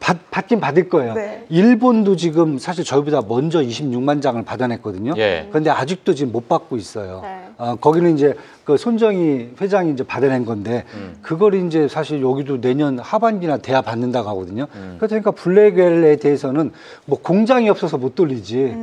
그다음에 원료가 없어서 못 돌리지. 주문량이 줄어들진 않는다. 그렇죠. 주문량이 줄어드는 건 아닌 것 같고요. 두 번째 이제 지포스 얘기도 해야 돼요. 왜냐하면 네. 블랙웰 쪽만 계속 보면은 한계가 있거든요. 지포스 같은 경우는 이제 PC용이라든지 아니면 사무실에 이제 개인 게임용 이런 것들이거든요. 이런 쪽에서도 지금 지포스 쪽도 계속 지금 매출이 늘고 있거든요. 네. 전체 매출의 이제 15% 정도를 차지하는 것 같아요. 근데 네. 여기도 이제 얼만큼 더 확대가 되는지. 네. 세 번째는 이제 루빈 같은 경우에는 내년 이제 상반기에서 한 5월달, 6월달 출시를 하겠다라고 지금 예정은 돼 있는데 네. 루빈은 사실 영상이라든지 이제 커뮤니케이션 쪽, 영상 쪽 관련돼 있는 또 AI 그 칩이거든요. 그럼 이런 쪽에 새로운 쪽에 이제 분야에 이런 칩이 나오는 건데 그럼 루빈이 확실하게 눈에 보이게 선주문이 나오는지. 왜냐하면 블랙웰도 사실 6개월 전부터 선주문을 받았었거든요. 예, 예. 그러면 이제 루빈도 지금 선주문이 어느 정도 들어와 있는지를 얘기를 해줘야 될 것 같아요. 맞아요. 예, 이 정도까지만 얘기해줘 갖고 결론적으로 내년도 매출이 한 50% 이상은 증가할 수 있다라고 얘기해 준다면은 저는 그냥 그 하나로 끝날 것 같아요. 지금 이미 이제 사실 다른 때하고는 틀리게 다른 때는 사실 목표 주가들을 일본 리서치 하우스들이 좀 실적 나오기 전전에 빨리 좀 냈거든요. 상향 조정을 해놨는데 이번에는 지금 시간이 거의 다 차갖고 지금 냈는데 목표 주가를 지금 224달러까지 올려놨어요. 그래서 스트롱바이로 바꿔놨어요.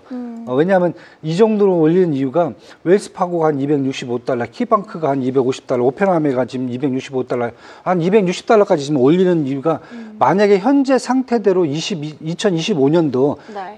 그 매출이 딱 나왔다라고 했을 경우에 4분기까지 그랬을 경우에는 현재 주가를 보면 PER이 지금 35배밖에 안 돼요. 맞아요. 되게 싼 거예요. 맞아요. 그렇게 되면은 네. 그러니까 지금 제가 보는 것은 딴 거보다는 일단은 올해까지만 보고 밸류에이션만 정상화 해놓자.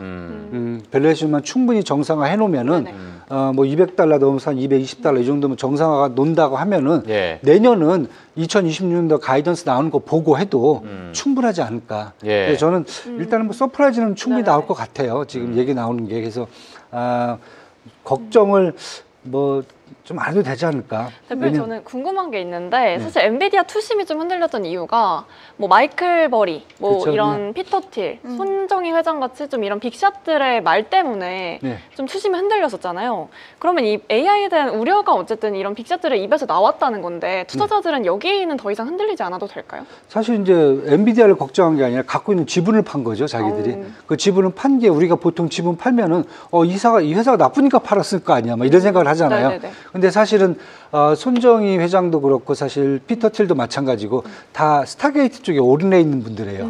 그러다 보니까 제가 봤을 때는 현 시점에서 엔비디아 지분을 누가 지금 장 외에서 만약에 이제 매수를 이제 판다라고 했을 경우에 제가 봤을 때는 서로 사갈 것 같아요. 저도 만약에 돈 있으면 바로 살 것 같아요. 그러니까 이 문제 제가 얘기한 게 뭐냐면 이분들이 이 회사가 나빠서 파는 게 아니라 본인들이 캐시를 마련해 갖고 다른 비즈니스를 가기 위한 그런 목적이 눈에 보이기 때문에 네. 시장에서 말하는 것은 이것은 엔비디아에 대한 걱정이 아니라 밸류에이션에 대한 걱정이 아니라 결국은 뭐냐면은 엔비디아의 어떤 연맹과 스타게이트 연맹 간의 결국은 어떤 경쟁에 따른 요소고 결국은 밸류에이션에 영향을 안 준다는 거거든요. 그냥 많이 올라서 많이 팔았다 뭐 이런 의미로 봐도 뭐 되겠죠. 사실 많이 오른 것도 아니죠. 지금 PR 지금 뭐 포워드 PR이 3500밖에 안 됐는데 그쵸. 그렇다면 200달러 갔다가 지금 또 185달러까지 내려왔잖아요. 만약에 오버슈팅 됐다 그러면 한 사실 260, 70달러는 돼 있어야죠. 예, 네, 알겠습니다. 자, 엔비디아는 뭐 일단 실적 발표가 나와봐야 또 가이던스가 나와봐야 네. 또 그 안에 세부적으로 또 어닝콜을 통해서 일부 이야기가 좀 나오면 아마 또 업데이트 되면서 아마 시장에서 엄청나게 많은 분석 자료가 나올 겁니다. 그걸 보면서 저희가 또 엔비디아를 한 번씩 또 지켜보면 어떨까 생각이 들고요. 지금 많은 웹사이트가 지금 현재 좀 중단이 되고 있거든요. 클라우드 플레이어가 지금 일부 네. 해킹을 좀 당하면서 네네. 뭐 X나 트위터, 과거 트위터죠. 그리고 뭐 우리가 많이 보시는 뭐 핀비즈부터 시작해서 아마 미국 증시를 바라보시는 많은 사이트들이 지금 현재 아마 중단이 된 걸로 보여지고 있습니다. 지금 일부 사이버 공격이 좀 있다. 뭐 이렇게 뭐 이야기가 좀 나오고 있는데 그런 부분도 좀 참고하시면 좋을 것 같습니다. 지금 아마존 AWS가 문제가 있고 나서 또 이런 문제가 나오다 보니까 아마 시장에서 또 관심이 크게 있는 것 같고 몇몇 사이트가 지금 목통입니다. 자, 그 부분도 확인해 주시면 될 것 같습니다. 자, 오늘 대표님께서 준비하신 이 시간만 기다렸습니다. 오늘은 과연 어떤 종목을 말씀해 주실지. 추천 종목 예. 할 때마다 부담스러워요. 잘 되는 종목이 나오기도 하지만 또 안 되는 종목은 나오니까 아유 그래도 예. 일단 그래도 참고로 아니 어차피 우리는 재밌게, 예. 낮은 네. 밸류에이션과 성장성이 좋은 기업들을 다 모아가지고 앞으로 가야 되는 거잖아요. 그렇죠. 예. 사실 12월 달 되면은 다들 집도 한번 갔다 오잖아요. 예, 근데 예, 예. 미국은 집 가려면 좀 멀어요. 조금 원래 갔다 오면 되는 거고. 비행기 타고 와야 되잖아요. 야, 비행기 타야죠. 예, 그래서 제가 항공주를 들고 왔습니다. 항공주. 네. 어떤 항공주입니까? 알래스카 에어그룹. 알래스카 에어그룹. 그 많고 많은 델타 항공도 있고 유나이티드 항공인데 왜 하필이면 알래스카야? 그 얘기를 하시잖아요. 예. 지금 비행기 나오는데 꼭 얼굴도 뒤에다가 저 누군지도 모르겠는데 항상 그 얼굴도 그려놓고 저 비행기 맨날 떠다니잖아요. 예. 근데 왜 제가 이걸 갖고 왔냐면은 연방정부 셧다운 했을 때 예. 사실 뭐 항공사들의 운행이 취소되고 난리가 났었어요. 이제 지금 다 정상화되기 시작합니다. 정상화됐죠. 예, 지난주 이제 뭐 월요일부터 이제 출근하기 시작하니까요. 예. 두 번째는 지금 최근 들어서 국제유가가 계속 하락하고 있어요.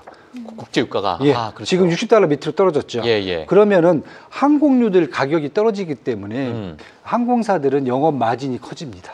그렇죠. 예, 그 세 번째는 연말을 앞두고 항상 여객하고 화물 수요가 급증을 합니다. 연말 되면 될수록. 예, 예. 아까 계절성을 좀 가지고 있는. 그렇죠. 집도 한번 가봐야 되고, 예. 비행기 타고 한번 가야 되고. 예, 예. 근데 이제 뭐 델타 항공이라든지 뭐 유나이티드 에어라인 같은 경우에는 사실 많이 빠지진 않았어요. 근데 알래스카 항공은 큰 회사가 아니다 보니까 예. 조금 많이 빠졌는데. 상대적으로 주가가 좀 매력적이다. 네, 지금 뭐 39달러까지 빠졌어요. 예. 이게 연초에는 거의 한 70달러 있던 게 반토막이 나 있어요. 뭐 도중에 사고도 좀 있었고. 예. 그런데 저는 여기는 충분히 지금 리서치 하우스들이 스트롱바이로 가고 있습니다. 스트롱바이. 네, 목표 주가를 거의 지금 72달러까지 연초로 올려놨습니다. 목표 지금 몇 달러? 지금 36? 예, 36달러까지 떨어졌어요. 근데 72달러가 목표 주가예요? 예. 100% 상승 여력이네요. 100% 스트롱 바이. 연초 주가까지 올려놔 있습니다. 그러니까 매출이 지금 작년에 비해서 지금 22%가 증가한 걸로 나와 있어요. 예. 영업이익도 마찬가지고. 예. 그런데 비해서 주가는 반토막이 나 있다는 거죠. 왜 근데 주가는 지난번에 사고 난 거. 창문이 열려 있었어요. 창문 떨어져 있고, 예, 부품 보잉? 예, 그 비행기가 이게 알래스카 항공입니다. 네, 그런데 일단 알래스카 항공은 알래스카 지역에서는 가장 필요적인 그런 항공사고, 잘 아시다시피 알래스카가 뭐 도로라든지 이렇게 철도로 가는 동네가 아니에요. 그렇죠. 예, 개썰매 아니면은 항공기밖에 없습니다. 그렇다고 개썰매를 타고 갈 수는 없잖아요. 집 가는데 아메 스키모인들도 한번 타보고 싶습니다. 갑자기 들어보니까 그 얘기를. 개썰매보다는 비행기를 타세요. 창문이 좀 떨어지더라도 비행기 타는 게 나아요. 거기 너무 크고 멀어갖고. 그래서 저는 사실 이렇게 본다 보면은 이 알래스카 에어항공이 연말까지 가면은 올해 매출이라든지 영업이익은 충분히 맞춰낼 것 같아요. 예상 전망치는. 그 정도만 돼도 연초 주가는 가야 되는 게 맞다. 예, 그렇게 본다면은 최근에 지금 리서치 하우스들이 제시한 72달러까지는 충분히 가지 않을까. 그래서 델타라든지 유나이티드 에어라인보다는 아니면 이제 웨스턴 항공보다는 차라리 알래스카 에어라인을 지금 보시는 게 딱 좋지 않습니까? 네, 오히려 좀 매력적인 구간이고 가격대가 좀 저렴하고 항공 섹터 전체가 계절성을 좀 가지고 있으니까 이런 매출이나 이런 것들에 대한 유가도 떨어지고 있고 유가도 떨어져 있고 얼마 좋아요. 뭐 완전히 퍼펙트한 그런 딱 그 어찌 보면 근데 만약에 상승하게 된다면 알래스카 에어라인 같은 경우에 조금 더 자극적으로 움직일 수도 있겠네요. 항상 또 그렇게 움직였으니까. 중소형 항공사이기 때문에 그런 메리트를 갖고 가시면 어떻겠는가. 그렇게 해서 제가 요즘 들어서 또 좀 많이 보세요. 연말 되면은 미국 같은 경우는 뭐 경험해 보셨겠지만 연말 되면 하여튼 어디든지 가잖아요. 저희들 미국에 있을 때도 갈 때 보면 비행기 타봐야 되잖아요. 그러다 보니까 수요는 확실하게 보장이 된다. 그런데 연방정부 셧다운이라든지 쇼핑 시즌이 조금 약간 문제가 있었는데 이게 풀릴 수 있다. 요거까지 좀 보시면 될 것 같습니다. 지금 이제 셧다운도 마무리가 됐기 때문에 그다음 물류라든지 지금 인편 같은 것도 지금 다 풀렸기 때문에 많이 다닐 겁니다. 이제 그 아까 전에 저 대표님께서 그 관세 배당금 2,000불 꼭 돼야 된다라고 말씀하신 게 요것 때문에 그러신 거예요? 네. 요 항공 티켓을 사야 되니까. 그럼요, 티켓. 그러한 빌드업을 지금까지. 그런 것도 필요하죠. 1시간 반 동안 하신 거군요.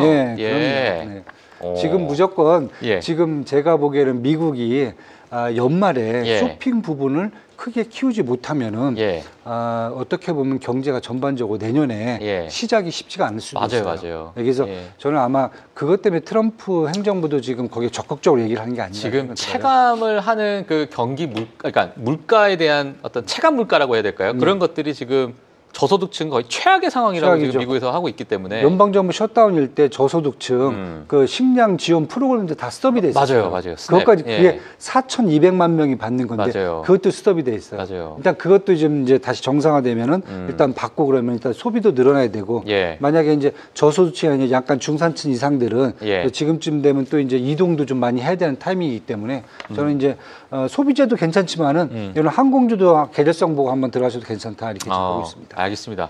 자, 일단은 저희가 시간이 조금 한 1, 2분 정도가 좀 남아 있어 가지고요. 앞으로 대표님께서는 뭐 여러 가지 뭐 긍정적으로 보시는 부분도 있겠지만 아까 뭐 금리에 대해서도 말씀을 좀 해주셨고 연말 돼서는 우리가 꼭 하나를 조금 우려해야 된다면 그런 부분. 그러니까 지금 왜냐하면 약간은 시장이 약간 위축되어 있거든요. 이 부분은 뭐 우리가 좀 많이 좀 우려를 하면서 지켜봐야 된다. 뭐가 있을까요? 이벤트라고 한다면. 이벤트라기보다는 저는 수익 실현이라고 봐요. 수익 실현? 연말에는 항상 수익 실현을 해요. 그 계절성도 무시할 수 없는 그런 변동성에 대해서도 우리는 어느 정도 좀 마음의 준비를 좀 해야 된다. 그렇죠. 왜냐하면 저 같은 경우도 사실 이제 고객 관리를 할 때 연말 되면은 일단 수익 정리를 한번 합니다. 하고 그 다음에 내년도 가이던스라든지 내년 전망을 보고 다시 또 이제 포트폴리오를 다시 짜기 때문에 그렇죠. 제가 보기에는 뭐 금리나 뭐 이런 거 다 있을 수 있어요. 근데 중요한 것은 하여튼 계절성은 12월 중순 이후 되면 이제 배당까지 받느냐 마느냐 뭐 그 차이점이지만은 일단은 포트폴리오를 한번 정리해서 새롭게 현금을 갖고 내년 포트폴리오를 다시 짠다는 그러한 사이클이 하나가 있거든요. 그래서 그걸 한번 생각을 좀 하셔야 될 것 같아요. 알겠습니다. 자, 그러면은 뭐 연말에 대한 어떤 포트폴리오 리밸런싱 우리가 뭐 소위 얘기하면은 또 재편하는 그런 과정 이런 과정에서 일부 변동성이 좀 커질 수 있다. 이렇게 정리를 좀 해주시면 될 것 같습니다. 자, 그래서 오늘 정말 뭐 엔비디아부터 얘기해서 암호화폐 시장도 많이 이야기를 했고 뭐 다양한 우리 뉴스를 통해서 전달을 해드렸는데요. 오늘 이현수 대표님 너무너무 고생 많으셨고요. 자, 그리고 최보아 앵커와 김민 캐스터도 다음 이제 방송이 있기 때문에 저희가 인사를 드리고 마무리하도록 하겠습니다. 세 분 너무 감사드리고 다음 시간에 또 뵙도록 하겠습니다. 감사합니다. 감사합니다. 감사합니다. 네, 프리마켓 뉴욕 저희가 준비한 내용 여기까지고요. 저희는 내일 8시에 다시 찾아뵙도록 하겠습니다. 자, 다음 방송도 많은 시청 부탁드리겠습니다. 시청해주신 여러분 감사합니다. Wake up.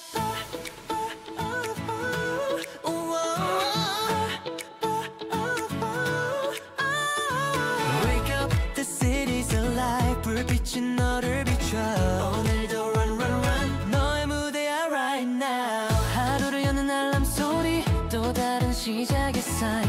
커피 한 잔 들고 다시 세상 속으로 dive. 누구보다 바쁜 시간 멈추지 않는 손끝. 그 속에 담긴 열정이 세상을 움직여 지금. Shine on, you're doing fine. 이 순간이 바로 highlight. 작은 노력 하나하나 세상을 더 밝게 만들어. Shine on, don't slow down. 너의 땀이 별이 돼. 오늘도 빛나는 reason. 그게 바로 you.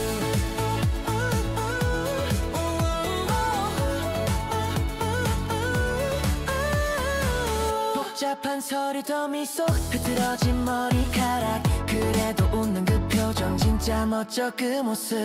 남들은 모르겠지만 너는 알고 있잖아. 한 걸음씩 쌓아온 그 시간이 miracle. Shine on, you're doing fine. 누가 봐도 완벽해.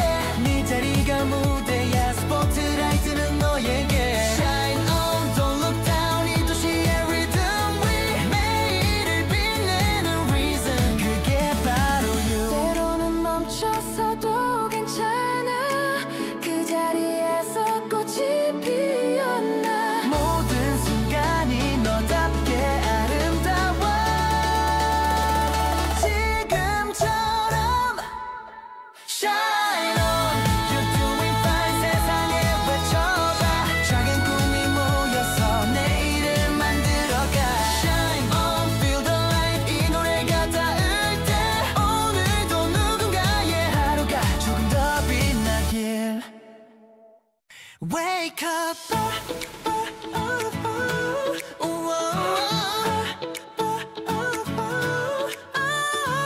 Wake up, the city's alive. 불빛은 너를 비춰. 오늘도 run, run, run. 너의 무대야 right now. 하루를 여는 알람 소리. 또 다른 시작의 sign. 커피 한 잔 들고 다시 세상 속으로 dive. 누구보다 바쁜 시간 멈추지 않는 손끝. 그 속에 담긴 열정이 세상을 움직여 지금. Shine on, you're doing fine. 이 순간이 바로 highlight. 작은 노력 하나하나 세상을 더 밝게 만들어.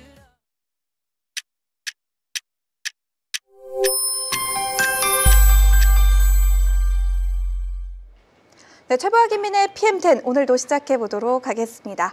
개장 전에 나오는 속보들, 장 전의 실적을 발표하는 기업들, 그리고 오늘 장을 준비할 때 반드시 체크해봐야 하는 원자재와 기업 이슈들까지 저희와 함께 정확하고 빠르게 체크해 보시죠. 김민 캐스터 통해서 바로 현재 시장 상황부터 점검해 보도록 할게요. 네, 오늘 위험자산 회비 심리가 여전히 또 올라오면서 지수 전반적으로도 또 약세 흐름 나타내고 있습니다. 1%까지는 아니지만 그래도 낙폭을 조금씩 늘려가고 있는 분위기가 이어지고 있네요. 그리고 빅테크주 사이에서도 표정이 조금 갈리고 있는 분위기가 이어지고 있습니다. 먼저 엔비디아부터 한번 살펴보시면요. 사실 실적 발표를 앞둔 경계감이라고는 할까요? 그렇게요. 오늘도 또 낙폭을 키워나가면서 사실 좀 떨어지고 있는 분위기네요. 꽤 크게 떨어지고 있는 것 같아요. 맞습니다. 사실 엔비디아가 적이 많다고 하잖아요. 아까 대표님께서 낮아지시면서 이런 얘기를 하셨는데 낙폭이 점점 커지는 걸로 봐서는 정규장까지 어떻게 이어질지 한번 체크해 보셔야겠고요. 다음으로 알파벳도 함께 살펴보겠습니다. 오늘 알파벳은 온기가 그래도 좀 돌고 있어요. 여러 가지 이슈가 있었는데 제가 간략하게만 짚어드리도록 하겠습니다. 이 구글의 CEO가 AI 버블이 터지면 모든 기업이 타격을 받을 것이다 라고 발언을 좀 이어졌는데 이렇게 말하면서 또 AI 관련해서 여행 계획 기능을 또 출시하게 됩니다. 간단하게 언급을 드리자면 이번 캔버스를 통해서 이 여행 계획을 하나만 던져놓기만 해도 항공권, 지도, 그리고 호텔까지 이렇게 여행 정보를 모두 모아서 하나의 일정을 만들어준다고 하는데요. 그렇기 때문에 여러 앱을 왔다 갔다 하지 않아도 또 하나의 통합된 시스템으로 이용할 수 있기 때문에 구글의 역할이 어느 정도 또 확장된 모양새를 가져가고 있다라고 좀 이해하시면 될 것 같습니다. 뭔가 좀 상반된 느낌의 뉴스이긴 한데 그러게요. 그래도 시장이 소화하기에는 0.5%대 상승불 켜주면서 현재 이동하고 있는 모습을 보이고 있습니다. 네, 다음 종목은 뭘까요? 다음으로는 메타 움직임 살펴보도록 하겠습니다. 오늘 메타는 뭐 특별한 이슈는 없지만 빅테크 전반적으로 얼굴 표정이 좀 갈리고 있는 모양새 네. 중에 하락세를 좀 타고 있는 쪽으로 확인해 보시면 될 것 같습니다. 1%대 하락폭 좀 보여주면서 움직이고 있습니다. 애플로는 이슈가 좀 있었죠. 이 10월 중국에서 애플 스마트폰 판매량이 전월 대비해서 37%가량 증가했다라는 보도가 있었습니다. 22년 이후로 처음으로 이 25% 이상의 시장 점유율을 회복한 모습이라고 하는데요. 그 뉴스 덕분인지 현재는 이제 약간의 좀 소폭 상승한 모습의 움직임 또 보여주고 있습니다. 이어서 아마존도 함께 살펴보겠습니다. 아마존 주가가 2%대로 조금 다른 종목에 비해서 강하게 빠지고 있는 모양인데요. 아무래도 유럽연합의 집행위원회가 디지털 시장에 따른 이 클라우드 컴퓨팅 서비스와 관련해서 3건의 시장 3사에 착수했다라는 보도가 있었죠. 좀 악재성 소식이긴 하기 때문에 좀 시장의 낙폭이 깊어지고 있는 것으로 파악이 되고요. 아마존뿐만이 아니라 마이크로소프트 쪽으로도 함께 가져가고 있는 이슈입니다. 따라서 뭐 아마존 정도의 낙폭은 아니지만 네. 어쨌든 하락의 폭을 좀 키워가면서 현재 선물 시장에서의 움직임 나타나고 있습니다. 알겠습니다. 종목별 흐름도 한번 살펴보도록 할게요. 앞서 짚어주셨던 M7 기업들의 흐름은 약간은 좀 엇갈리는 모습인 것 같고요. 네. 여기 보시면 AMD 같은 경우도 뭐 시장의 분위기와 함께 1%, 마이크론도 또 2% 넘는 하락률을 현재 보여주고 있습니다. 뭐 지금 상승폭이 좀 큰 종목들도 함께 짚어볼게요. 여기 몰리나 헬스케어가 뭐 오늘장 지금 프리마켓에서 1% 가깝게 상승 탄력을 받아주고 있는데요. 네. 제가 재밌는 기사를 하나 봤어요. 우리 빅쇼트 주인공인 마이클 버리가 몰리나 헬스케어 그리고 팔란티어를 굉장히 좋게 본다라는 네. 기사가 나왔습니다. 요게 되게 재밌죠. 피넛버터와 바나나 네. 같은 존재다라고 표현을 했다고 하는데요. 요즘 여기저기 자주 등장하시는 것 같아요. 그러니까요. 요즘 뭐 활동을 활발하게 하고 계시는데 다만 이런 기사에 좀 힘입어서 몰리나 헬스케어는 뭐 주가가 좋은 흐름을 나타내고 있는데 뭐 반면 같이 언급됐던 팔란티어는 또 뭐 2% 가깝게 떨어지고 있으니까요. 뭐 이러한 점들까지 여러분들도 함께 체크를 해보시면 좋을 것 같습니다. 뭐 웨스턴 디지털도 2.5% 넘게 좀 밀려나고 있고 뭐 다른 종목들 뭐가 있을까요? 뭐 시게이트 같은 경우도 3% 가깝게 내리막길을 좀 걷고 있는 모습 보실 수가 있을 것 같습니다. 델도 한번 볼까요? 델 같은 경우는 어제 모간 스탠리가 투자 의견을 비중 확대해서 비중 축소로 네. 2단계나 낮췄죠. 사실 이 투자 의견이 보통은 한 단계씩 올라가거나 한 단계씩 내려가는데 이렇게 2단계씩 내려가는 이중 강등은 흔한 일은 아닙니다. 그렇죠. 뭐 이러한 소식이 전해지면서 정규장에서는 8% 넘게 하락을 했고 현재 프리마켓에서도 1%대 추가 하락을 이어나가고 있는 모습 확인해 보실 수가 있고요.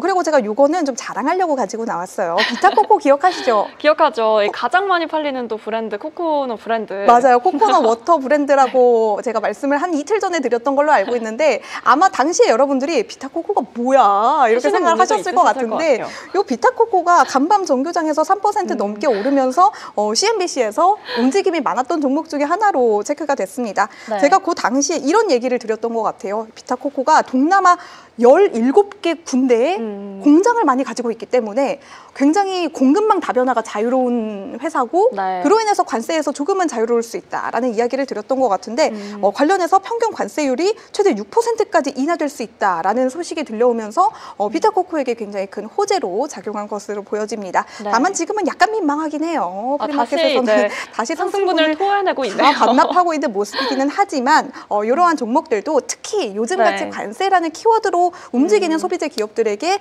관세에서 자유로울 수 있다는 거는 굉장히 큰 메리트가 될 수 있다라는 점까지 한번 체크를 해보시면 좋을 것 같습니다. 그리고 제가 빼놓은 게 있네요. 이것도 여러분들과 함께 이야기를 공유해보면 좋을 것 같은데 이 데커 아웃도어가 좀 뜬금없이 지금 뭐 강보합권이긴 하지만 0.4% 정도 초록불을 켜주고 있는데 CNBC 매드머니의 진행자인 짐 크레이머가 데커 아웃도어가 굉장히 궁금한 종목이다라는 언급이 한마디가 있었다고 합니다. 뭐 이렇게 종목까지 체크를 해볼게요. 그리고 비트코인으로 한번 넘어가 보도록 하겠습니다. 지금 암호화폐 시장은 뭐 저희가 조금 전에 말씀을 드렸다시피 여전히 좀 찬물이 쫙 끼얹어진 분위기입니다. CNBC 보도로는 4월 이후로 그 이래로 낙폭이 최저치라고 합니다. 그러게요. 그만큼 좀 많이 떨어졌다라는 걸 좀 알 수가 있죠. 제가 저 CNBC에서 봤는데 지금 CNBC에서는 31분 전에 9만 달러를 하회했다고 지금 나왔는데 제가 못 보는 사이에 9만 달러를 뭐 하회했다가 찍고 올라온 건지 지금은 그래도 9만 1,000달러 선을 유지를 해주고 있는 모습이다라고 보시면 될 것 같겠고요. 그다음에 요거는 아마 민캐스터가 이따가 준비를 해주시겠죠. 유가도 간단하게 한번 보도록 할게요. 제가 어제 말씀드렸던 이유와 동일하게 오늘장에서도 움직이고 있는데요. 우크라이나가 러시아의 정유시설을 타격함으로써 러시아 이 정유시설에서 수출길이 잠시 막혔었습니다. 이틀 동안 중단이 됐다가 현재는 다시 한번 재개가 되면서 그래도 원유가 크게 공급이 부족할 것이다라는 우려가 일부분 완화되면서 상승폭이 조금은 줄어들고 있는 모습으로 보여지고 있습니다. 뭐 지금 현재로서는 뭐 보합권에 움직이고 있다라는 점 체크를 해보시면 좋을 것 같습니다. 관련해서 제가 요 레이티스트 뉴스도 저희 PM10 시간에 함께 짚어드리면 좋을 것 같아요. 순서대로 몇 개 한번 보도록 할게요. 뭐 일단 요 기사부터 좀 보도록 할까요? 아니면 제가 요 기사부터 이렇게 차근차근 최신 순으로 한번 좀 보도록 할게요. 관련해서 오늘 장에서는 M7 관련된 기관들의 투자 의견이 상당히 많이 나왔습니다. 엔비디아 실적 발표를 앞두고 이러한 부분 체크를 반드시 해보셔야 한다라는 말씀을 드리면서 한번 시작을 해보도록 할게요. 이 로스차일드가 M7 모두에 대한 투자 의견을 매수해서 중립으로 다운그레이드를 하겠다라는 기사가 나왔습니다. 뭐 이유야 당연히 결국 하나겠죠. AI에 대해서 보다 더 신중한 입장을 유지해야 한다라는 그런 의견이라고 하는데요. 뭐 구체적으로는 마이크로소프트에 대한 목표가는 560달러에서 500달러로 낮추겠다고 했습니다. 자본 지출에 대한 우려가 함께 언급이 됐다라는 점 확인을 해보시면 좋을 것 같고요. 오픈 AI 그리고 엔트로픽과 같은 스타트업들이 M7의 기업 가치를 크게 낮추고 있기 때문에 이러한 부분에 대해서는 반드시 조금은 보수적인 관점을 유지할 필요가 있다라면서 좀 강력한 조언을 남겼다라는 점 체크를 해보시면 될 것 같습니다. 다만 아마존에 대한 목표가는 기존 그대로 250달러로 유지를 했다고 하니까요. 뭐 마이크로소프트, 아마존이 구체적인 종목으로 거론이 됐다라는 점 체크를 해보시면 될 것 같아요. 그리고 이번에는 루프캐피탈의 투자 의견으로 넘어가 볼게요. 루프캐피탈이 구글의 목표가를 260달러에서 320달러로 상향했다는 소식이 전해졌습니다. 현재가 대비해서 약 19% 정도의 추가 상승 여력이 있다라고 보시면 될 것 같고요. 구글에 대한 구체적인 내용을 제가 잠시 읽어봤는데 AI나 검색 엔진에 대한 우려가 이전보다는 완화된 측면이 있기 때문에 긍정적으로 바라보겠다라는 의견을 남겼다고 합니다. 그 다음에는 클라르나 관련한 소식도 함께 좀 보도록 할게요. 클라르나는 스위스의 핀테크 기업이죠. 여러분들이 선구매 후 지불 업체로 많이들 알고 계실 것 같은데 IPO 이후 처음으로 3분기 실적을 공개를 했다고 합니다. 뭐 지금 보시면 분위기가 굉장히 이렇게 따봉하고 있는 걸로 봐서는 분위기가 굉장히 좋아 보이죠. 이 3분기 매출은 9억 300만 달러로 나왔다고 하는데요. 예상치가 8억 8,200만 달러였다고 하니까 예상치를 웃도는 실적이 나왔다라고 보시면 될 것 같습니다. 다만 요즘 투자자들의 기대감이 워낙 높기 때문에 호실적이 나왔지만 주가가 정비례 한다라는 확답은 드릴 수가 없을 것 같아요. 제가 잠시 후에 클라르나의 주가 상황도 한번 관련해서 짚어드리면 좋겠죠. 다음은 스티펠의 투자 의견으로 넘어가 보도록 할게요. 스티펠이 역시나 우리에게 가장 너무너무 중요한 키워드 엔비디아에 대한 목표가를 내놨습니다. 212달러에서 250달러로 상향을 했다고 하네요. 현재가 대비해서 34% 정도의 추가 여력이 있는 것으로 현재 판단을 하고 있다라는 소식이 전해졌으니까요. 이러한 점들 여러분들이 함께 체크를 해보시면 될 것 같고요. 제가 딱 홈디포의 실적 하나만 더 보고 민캐스터가 혹시 뭐 비게스트 무브가 준비가 됐다면 한번 좀 연결해서 들어보도록 할게요. 좋습니다. 여러분들이 홈디포 오늘 장전의 실적을 발표하는 기업 중에서는 가장 굵직한 종목입니다. 여러분들이 뭐 월마트와 함께 양대 산맥으로 지금 엔비디아 이후에 엔비디아 다음으로 가장 많이 기대를 하고 계시는 실적인 것 같은데요. 홈디포의 실적도 개장 전에 나왔죠. 오늘 장을 시작하시기 전에 반드시 확인을 해보셔야 하는 종목이다라고 이야기를 드려보겠습니다. 구체적으로 수치부터 짚어볼게요. 3분기 실적이고요. EPS는 3달러 74센트로 예상치를 밑돌았습니다. 파란색 보이시죠? 있고요. 매출은 414억 달러로 예상치를 웃돌았습니다. 그러니까 실적이 약간은 혼재된 흐름을 나타낸다라고 보시면 될 것 같은데 지금 프리마켓에서 주가를 보시면 4% 가깝게 좀 빠지고 있는 상황이기 때문에 네. 아무래도 투자자들이 좀 비관적으로 반응을 한 게 아니냐라는 추측도 충분히 가능할 것 같습니다. 네. 관련해서 나온 CNBC의 기사 한번 내용 제가 간략하게 정리를 해드리도록 할게요. 홈디포 같은 경우는 주택 개조 그리고 인테리어 업체죠. 이러한 네. 점은 반드시 이번 실적을 보실 때 참고를 해보셔야 할 것 같습니다. 홈디포 측은 주택 개조 그리고 인테리어에 대한 니즈가 이번에는 미국에서 크게 약화됐다라는 측면을 강조했다고 합니다. 그리고 두 번째로는 소비력도 미진했다고 해요. 그리고 토네이도나 태풍과 같은 계절적인 요인이 많지 않았기 때문에 세 분기 연속 예상치를 밑도는 실적을 발표를 했다라면서 조금은 실망스러움을 투자자들에게 전달해야 하는 그런 입장에 처하게 됐습니다.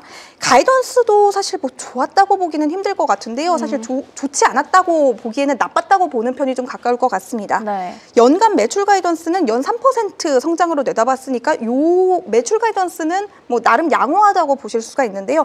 다만 연간 EPS 가이던스가 전년비 5% 하락으로 전망을 했다고 합니다. 네. 예상치가 2% 하락이었는데 거의 2배가 넘는 지금 하락을 전망을 하고 있기 때문에 가이던스 같은 부분에서도 투자자들이 조금은 냉정한 반응을 좀 보여주고 있다라고 보시면 될 것 같습니다. 그러면서 홈디포는 이번 가이던스에는 올해 초에 합병시킨 건축 자재 유통업체인 GMS의 수익 20억 달러가 포함된 수치다라고 했다고 하니까요. 뭐 어떻게 보면 더 안 좋을 수도 있겠네요. 네. 좋은 이익이 난 이 GMS의 수익을 포함시켰음에도 불구하고 EPS가 약간은 조금 나쁘게 나올 것이다 라는 네. 이야기들이 들려왔다는 점 한 번쯤 체크를 해보시면 될 것 같고요. 이 홈디포의 CFO인 리처드 맥페일은 주택 개조와 인테리어 비율이 높을 것이고 계절적인 요인으로 인해서 지붕이나 발전기 또 기타 자재들에 대한 사용량이 많을 것으로 굉장히 크게 기대를 했지만 네. 이러한 부분들이 전혀 충족이 되지 않았기 때문에 이번 실적이 악화된 실적으로 나온 것 같다라고 이야기를 했다고 합니다. 다만 연말로 갈수록 금리가 낮아진다면 모기지 금리도 완화될 수가 있기 때문에 주택 개조나 인테리어에 대한 니즈가 조금은 증가할 것으로 기대를 한다라는 측면은 강조를 했다고 합니다. 이 홈디포의 주가를 보시면 연초 대비해서는 8% 하락을 했다고 하는데요. 같은 네. 기간 S&P 500이 13% 상승했다고 하니까 그 갭이 좀 크죠. 그렇죠. 올해 들어서 많이 부진했다. 좋지 않은 모습을 보였다라는 부분이 투자자들에게 인식이 될 수가 있겠습니다. 이 홈디포의 고객층에 대한 분석도 굉장히 중요하다고 CNBC에서는 설명이 되어 있는데요. 홈디포의 고객층은 대부분이 부유한 중산층이라고 해요. 그러니까 90% 정도가 자가를 가지고 있는 미국인들이라고 합니다. 네. 그러니까 쉽게 말을 한다면 얼마든지 내 집에 투자를 할 돈에 그런 여력이 좀 충분한 고객층이라고 보시면 될 것 같은데 이들이 최근 들어서 지출을 좀 꺼리고 있는 현상이 나타나고 있기 때문에 이 홈디포의 주 고객층의 타겟이 약간은 약화되고 있는 부분이라고 합니다. 네. 저희가 계속해서 K자형 이런 이야기를 드렸는데 초고소득층은 소비를 더 많이 하고 이 아래층은 소비가 더 줄어들고 중산층은 소비가 동결되어 있는 이러한 흐름이 현재 미국 시장에서 나타나고 있는데 홈디포의 주 고객층이 하필 요 가운데에 있는 중산층이다라는 이야기겠죠. 그리고 여기에 더해서 미국 주택시장 전반의 둔화, 또 원자재 비용, 관세와 같은 네. 이유들로 차입 비용이 크게 증가를 했다고 하고요. 또 정부 셧다운, 또 기업들이 해고를 많이 함으로써 아무래도 사람들이 해고가 돼서 돈이 없으면 주택 개조와 같은 데 돈을 좀 덜 쓰겠죠. 그쵸. 아무래도 먹고 사는데 필수 소비재에 들이는 돈이 훨씬 더 많기 때문에 이러한 부분들 역시 홈디포의 실적을 약간 좀 부진하게 만드는 요인으로 꼽혔다라는 부분까지 여러분들이 한 번쯤 재고를 해보셔야 하는 포인트겠습니다. 네. 다만 홈디포는 M&A가 굉장히 활발하게 이루어지고 있는 기업 중 하나인데요. 작년에는 건축자재 업체인 SRS 디스트리뷰션을 매입했습니다. 182억 5천만 달러에 매입을 했다고 하는데 홈디포 역사상 최대 규모의 M&A였다고 해요. 그리고 올해 초에는 제가 아까 말씀을 드렸던 GMS를 매입을 했습니다. 네. M&A 같은 경우는 양가적인 부분으로 해석이 될 수가 있어요. 아무래도 지출이 크기 때문에 여기에서 성과를 얻지 못하면 그냥 지출만 많은 쪽으로 잡힐 수가 있겠고요. 네. 여기에서 성과를 낸다면 분명히 기대치가 높아지는 부분들도 있겠죠. 다만 홈디포는 중장기적인 관점에서도 약간은 네네. 압박을 받고 있는 요인이 비용 상승에 대한 부분입니다. 일단 지난 8월 홈디포는 한 차례 가격 인상을 할 수도 있다라는 경고를 남기기도 했는데요. 네. 다만 이번 실적 발표에서 홈디포는 우리가 그렇게 가격 인상에 가격 인상에 대한 경고를 하기는 했지만 사실 실질적으로 이루어진 가격 인상은 일부 제품에 한정이 됐다라고 좀 설명을 했다고 하고요. 네. 이제는 가격을 동일하게 유지를 하거나 혹은 그동안 올렸던 가격을 내리는, 가격을 인하하는 전략까지도 고려를 하고 있다. 그러면서 언급된 부분이 굉장히 귀여웠어요. 지금 크리스마스가 다가오고 있는데 뭐 크리스마스 트리라든지 크리스마스 전구나 줄에 대한 가격이 크게 낮아질 수 있는 환경이니까 네. 제발 좀 귀엽네요. 크리스마스에 우리 홈디포에 와줘. 약간 이런 느낌이 좀 나타나고 있는 것 같습니다.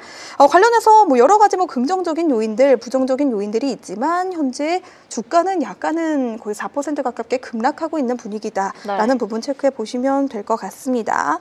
다음은 민캐스터가 준비한 다음 종목 한번 보도록 할게요. 혹시 뭐 비기스트 무브가 준비됐을까요? 사실 3분기 실적 발표가 어느 정도 좀 마무리가 되고 있는 좀 시기를 지나가고 있는데 네. 오늘은 좀 희비가 교차했던 그런 종목들이 비기스트 무브에 지금 떠서 간략하게 언급드리려고 합니다. 네. 먼저 아머스포츠는 현재 굉장히 회사가 예상치를 뛰어넘는 또 실적 발표를 통해서 역시 실적이네요. 8% 상승세 움직임 현재 보여주고 있는데요. 주당 순이익 33센트, 매출은 17.6억 달러로 강력한 상승세를 현재 보여주고 있다라고 하면서 좋은 흐름 가져가고 있고요. 반면 좀 희비가 교차합니다. 이 드릴링 리그 쪽으로는 사실 좀 안 좋은 흐름을 가져가고 있는데요. 드릴링 리그가 어디 있죠? 어디죠? 어디 있나요? 좀 위에 있는 것 같아요. 그런 것 위로 같아요. 한번 당겨주시겠어요? 이게 네. 우리가 즉석에서 하려니까 저희도 급해요. 네, 드릴링 리그가 어쨌든 어떻게 움직이고 있는지 좀 살펴보고 있나요? 네. 네, 그렇습니다. 어쨌든 희비가 교차하는 모습들이 계속해서 이어지고 있는데 이 상황에서 사실 뭔가 이 회계연도 4분기 주당 손실이 또 1센트를 기록하면서 예상치를 크게 미달했다고 합니다. 매출은 예상치를 상회했으나 또 사실 이 손익 부진이 더 크게 작용을 하면서 어쨌든 크게 하락세가 나타나고 있는 모습인데 또 사실 이 비기스트 무브 전반적으로도 움직임 살펴보시면 이 움직임이 큰 종목들 위주로 제가 먼저 확인을 해드리고 네. 그 다음에 뭐 깜짝 실적이라든지 그 내용들을 위주로 조금 더 파악을 앞으로 해드리는 게 좋을 것 같아서 알겠습니다. 그런 부분까지도 한번 체크해 보시면 좋을 것 같습니다. 알겠습니다. 이렇게 비기스트 무브까지 한번 체크를 해봤습니다. 여러분들이 개장 전에 현재 프리마켓에서 어떠한 종목들이 움직임이 많이 이루어나고 있는지 어떠한 이슈들이 좀 나오고 있는지 체크를 해보시면 오늘 장에 대비하시기가 훨씬 더 수월하겠죠. 다음으로는 민캐스터가 준비한 다음 브리핑 들어보도록 할게요. 네. 굉장히 좋은 소식이더라고요. 저도 오늘 낮에 CNBC에서 이 기사를 봤습니다. 네, 제가 한번 질문을 드리고 싶은데 네, 긴장이 되네요. 영국의 대표적인 반도체 기업 중에 하나죠. 네. 이 종목이 무엇일까요? ARM이요 혹시? 맞습니다. 이번에는 ARM 쪽으로의 이슈가 있어서 한번 짚어드리려고 합니다.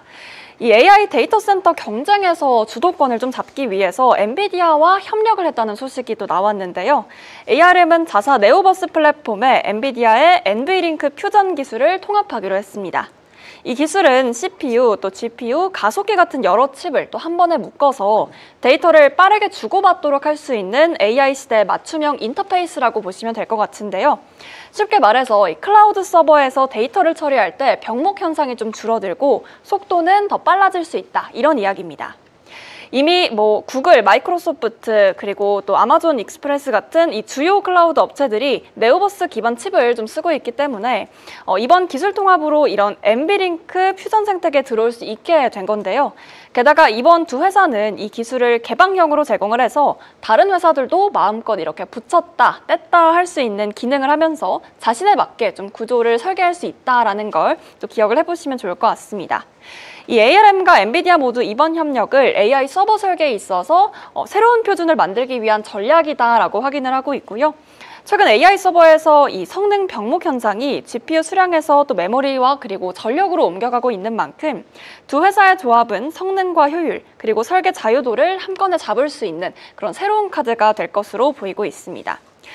사실 이 ARM CEO 역시도 이번 계기를 통해서 중요한 이정표라고 봤을 정도로 또 중요한 이슈라고 보고 있는데 일종의 범용 패브릭이 되지 않을까 하는 그런 예상도 할 수 있겠습니다. 알겠습니다. 뭐 ARM도 엔비디아의 NV링크를 쓴다면 더 많은 고객사를 확보할 수 있다는 장점이 있을 것 같은데요. 뭐 관련해서 인텔 같은 경우도 제가 기억하기로 이 엔비디아의 NV링크를 일부 서버 제품에 활용하고 있는 것으로 제가 알고 있습니다. 네. 요즘 시장에서 엔비디아를 제외하면 아예 뭐 시장 얘기가 안 될 정도로 뭐 여러 가지 파트너십, 여러 가지 뭐 협력, 여러 가지 뭐 투자 이런 이야기들이 나오고 있는 것 같은데 관련해서 이 영국의 암홀딩스, ARM까지 이러한 소식이 전해졌다라는 점 정리를 해주셨습니다.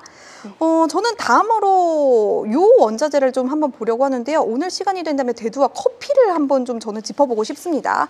다만 원자재에 대한 원론적인 이야기를 오늘은 하려는 거는 아니고요. 네. 관세와 관련된 이슈, 어제 오늘 나왔던 이슈들을 한번 좀 되짚어 보면서 미국 전반의 푸드플레이션, 네. 더 나아가서 인플레이션이 어떠한 방식으로 자극이 되거나 혹은 좀 완화가 될 수 있는지 이러한 부분에 좀 초점을 맞춰 보도록 하겠습니다. 뭐 일단 대두 가격부터 보고 시작을 해보도록 할게요. 미국 대두 여기 나와 있죠. 단위는 부실당 센트입니다. 그러니까 1165센트라고 보시면 될 것 같아요. 네. 오늘장에서는 뭐 0.7% 정도 아주 무난한 상승을 나타내주고 있기 때문에 뭐 어떤 특징적인 이슈가 있는 거지? 라고 생각을 하실 수가 있겠지만 간밤 정규장에서 장중한 때 3% 넘게 급등을 하면서 17개월 내 최고치를 기록을 하기도 했습니다. 뭐 사실 원자재가 이렇게까지 급등을 하는 데는 분명히 이슈가 있는 거거든요. 네. 최근에는 거의 90% 이상이 관세 관련된 이슈인 것 같은데 요 이슈 한번 좀 체크를 해보도록 할게요. 중국이 미국산 대두 구매를 확대하려고 추진 중이다라는 외신들의 기사가 나왔습니다. 네. 미중 무역 갈등이 심화되고 있는 분위기 속에서 미국 농민들에게 어떻게 보면 굉장히 희소식이라고 볼 수가 있을 것 같은데요. 이 트럼프 대통령이 직접 대두 구매가, 그러니까 중국이 미국산 대두를 구매하는 게 많이 이루어질 것이다. 이르면 봄 전에 시작이 될 수도 있다. 그러니까 네. 지금이 겨울이잖아요. 그쵸. 봄이 오기 전이면 진짜 얼마 남지 않았다는 이야기거든요. 이러한 발언을 남겼습니다. 구체적인 수치를 좀 함께 짚어보도록 할게요. 중국 업자들은 현재 미국에 7건에서 10건 정도의 대두 화물을 구입을 하고 있다고 합니다. 네. 일부는 1월에 선적을 시작한다고 하고요. 나머지는 6월 혹은 그 이후에 순차적으로 배송을 할 예정이라고 합니다. 그동안 중국이 미국산 대두를 사지 않겠다라는 네. 강력한 압박을 좀 하면서 미국의 대두 농민들이 상당히 크게 울상을 짓는 모습이었습니다. 그러니까 중국이 사실 대두를 하나의 큰 협상 카드로 사용을 했다는 거죠. 네. 히토류는 내 거야. 대두는 너희한테 안 살 거야 라는 입장인데 중국이 얼마나 미국에 견줄 수 있는 초강대국인지 다시 한번 좀 원자재 시장에서도 가늠을 해볼 수 있는 그러한 이슈였습니다. 이 대두는 미중 관계에서 히토류만큼이나 중요한 포인트로 좀 언급이 되고 있는데요. 제가 방금 말씀을 드렸다시피 여기 기사에서도 계속 그런 내용이 나와요. 중국이 미국의 대두를 사지 않아서 미국의 대두 산업이 정말 말 그대로 침체를 맞이하고 있다라는 내용이 골자입니다. 트럼프 대통령은 지난달에 중국이 이번 시즌에 최소 1,200만 톤의 미국산 대두를 구매하기로 합의했다라고 이야기를 했는데요. 다만 조금 수치는 약간은 다른 방향으로 좀 가고 있습니다. 네. 그 이후부터 지난 11월 12일, 오늘이 11월 18일이죠. 12일까지의 미 농무부의 수치를 보면 총 수출량이 120만 톤 정도가 된다고 하는데 그중에서 중국이 사간 수치는 23만 2천 톤에 불과하다고 합니다. 네. 근데 되게 재밌었던 부분은 사실 그 수치가 원래는 33만 2천 톤이었는데 10만 톤은 그나마도 취소가 됐다고 해요. 아무래도 좀 미중 갈등이 격화되는 과정 속에서 네. 이러한 부분들이 좀 갈등의 한 축이 됐다라고 보실 수가 있겠죠. 결국 미 농무부는 지난 14일 9월 이후 처음으로 미국의 대두 수출 그리고 생산량 전망을 하향하기로 결정을 하기도 합니다. 트럼프 대통령의 이 같은 발언 이후 미국 농무부는 중국이 조금씩 미국산 대두의 수입을 늘리고 있다라고 입장을 표명하기도 했고 또 스콧 베세트 재무장관 역시 중국이 콩 구매를 이미 시작했다라는 네. 발언을 남기면서 조금은 미국 농민에 대해서 안정을 취하라라는 그런 점을 좀 시사를 하는 부분까지 엿보였습니다. 하지만 부정적인 요인도 있습니다. 제가 말씀드렸죠, 아까. 어제 정규장에서 네. 3% 넘게 상승을 했다고 말씀을 드렸는데 이번 상승으로 인해서 미국산 대두 가격이 브라질산 대두 가격보다 너무 높아지는 이례적인 현상이 나타나면서 네. 미국산 대두의 가격 경쟁력이 크게 약화가 됐다고 합니다. 결국 쉽게 정리를 해보자면 미국산 대두 산업은 뭐 복잡한 정치, 경제적인 요인들이 네. 공존하고 있다고 좀 보실 수가 있는데요. 그중 가장 큰 파이가 당연히 중국이겠죠. 그러니까 중국이 앞으로 미국산 대두를 실제로 사겠다는 약속을 이행을 할 것인지 한다면 그게 얼마나 길게 유지를 잘 해줄 수 있을 것인지, 뭐 혹은 미국산 대두가 가격 경쟁력을 다른 나라들의 대두에 비해서 가질 것인지, 이러한 부분들이 좀 복합적으로 고려가 돼야 하는 요인들이기 때문에 미국 농업에서 대두가 차지하는 부분이 굉장히 큽니다. 앞으로 관련해서 이러한 이슈들까지 체크를 해보시면 좋을 것 같아요. 그래도 이 뉴스에 대해서 좀 얘기를 조금 더 해보자면 어쨌든 이 내용을 좀 봤을 때 사실 우리가 조정 국면에 들어왔냐라는 얘기들이 계속 나왔잖아요. 그래도 좀 반등을 기할 수 있는 소재의 뉴스가 아닐까, 좀 이런 생각이 들긴 합니다. 알겠습니다. 뭐 원자재 가격이 오른다면은 긍정적인 요인들도 있고 부정적인 요인들도 있겠죠. 거기에 따른 사회적인 파급 효과들은 우리가 이후에 어떻게 나타나는지 조금 더 지켜보셔야겠습니다. 다음은 민캐스터가 준비한 종목 한번 들어보도록 할게요. 그리고 아까 비기스트 무브에서 짚어드리고 싶었는데 여기도 좀 크게 꽤나 올라가고 있는 종목들이 있어서 하나만 더 짚어드리고 가보도록 하겠습니다.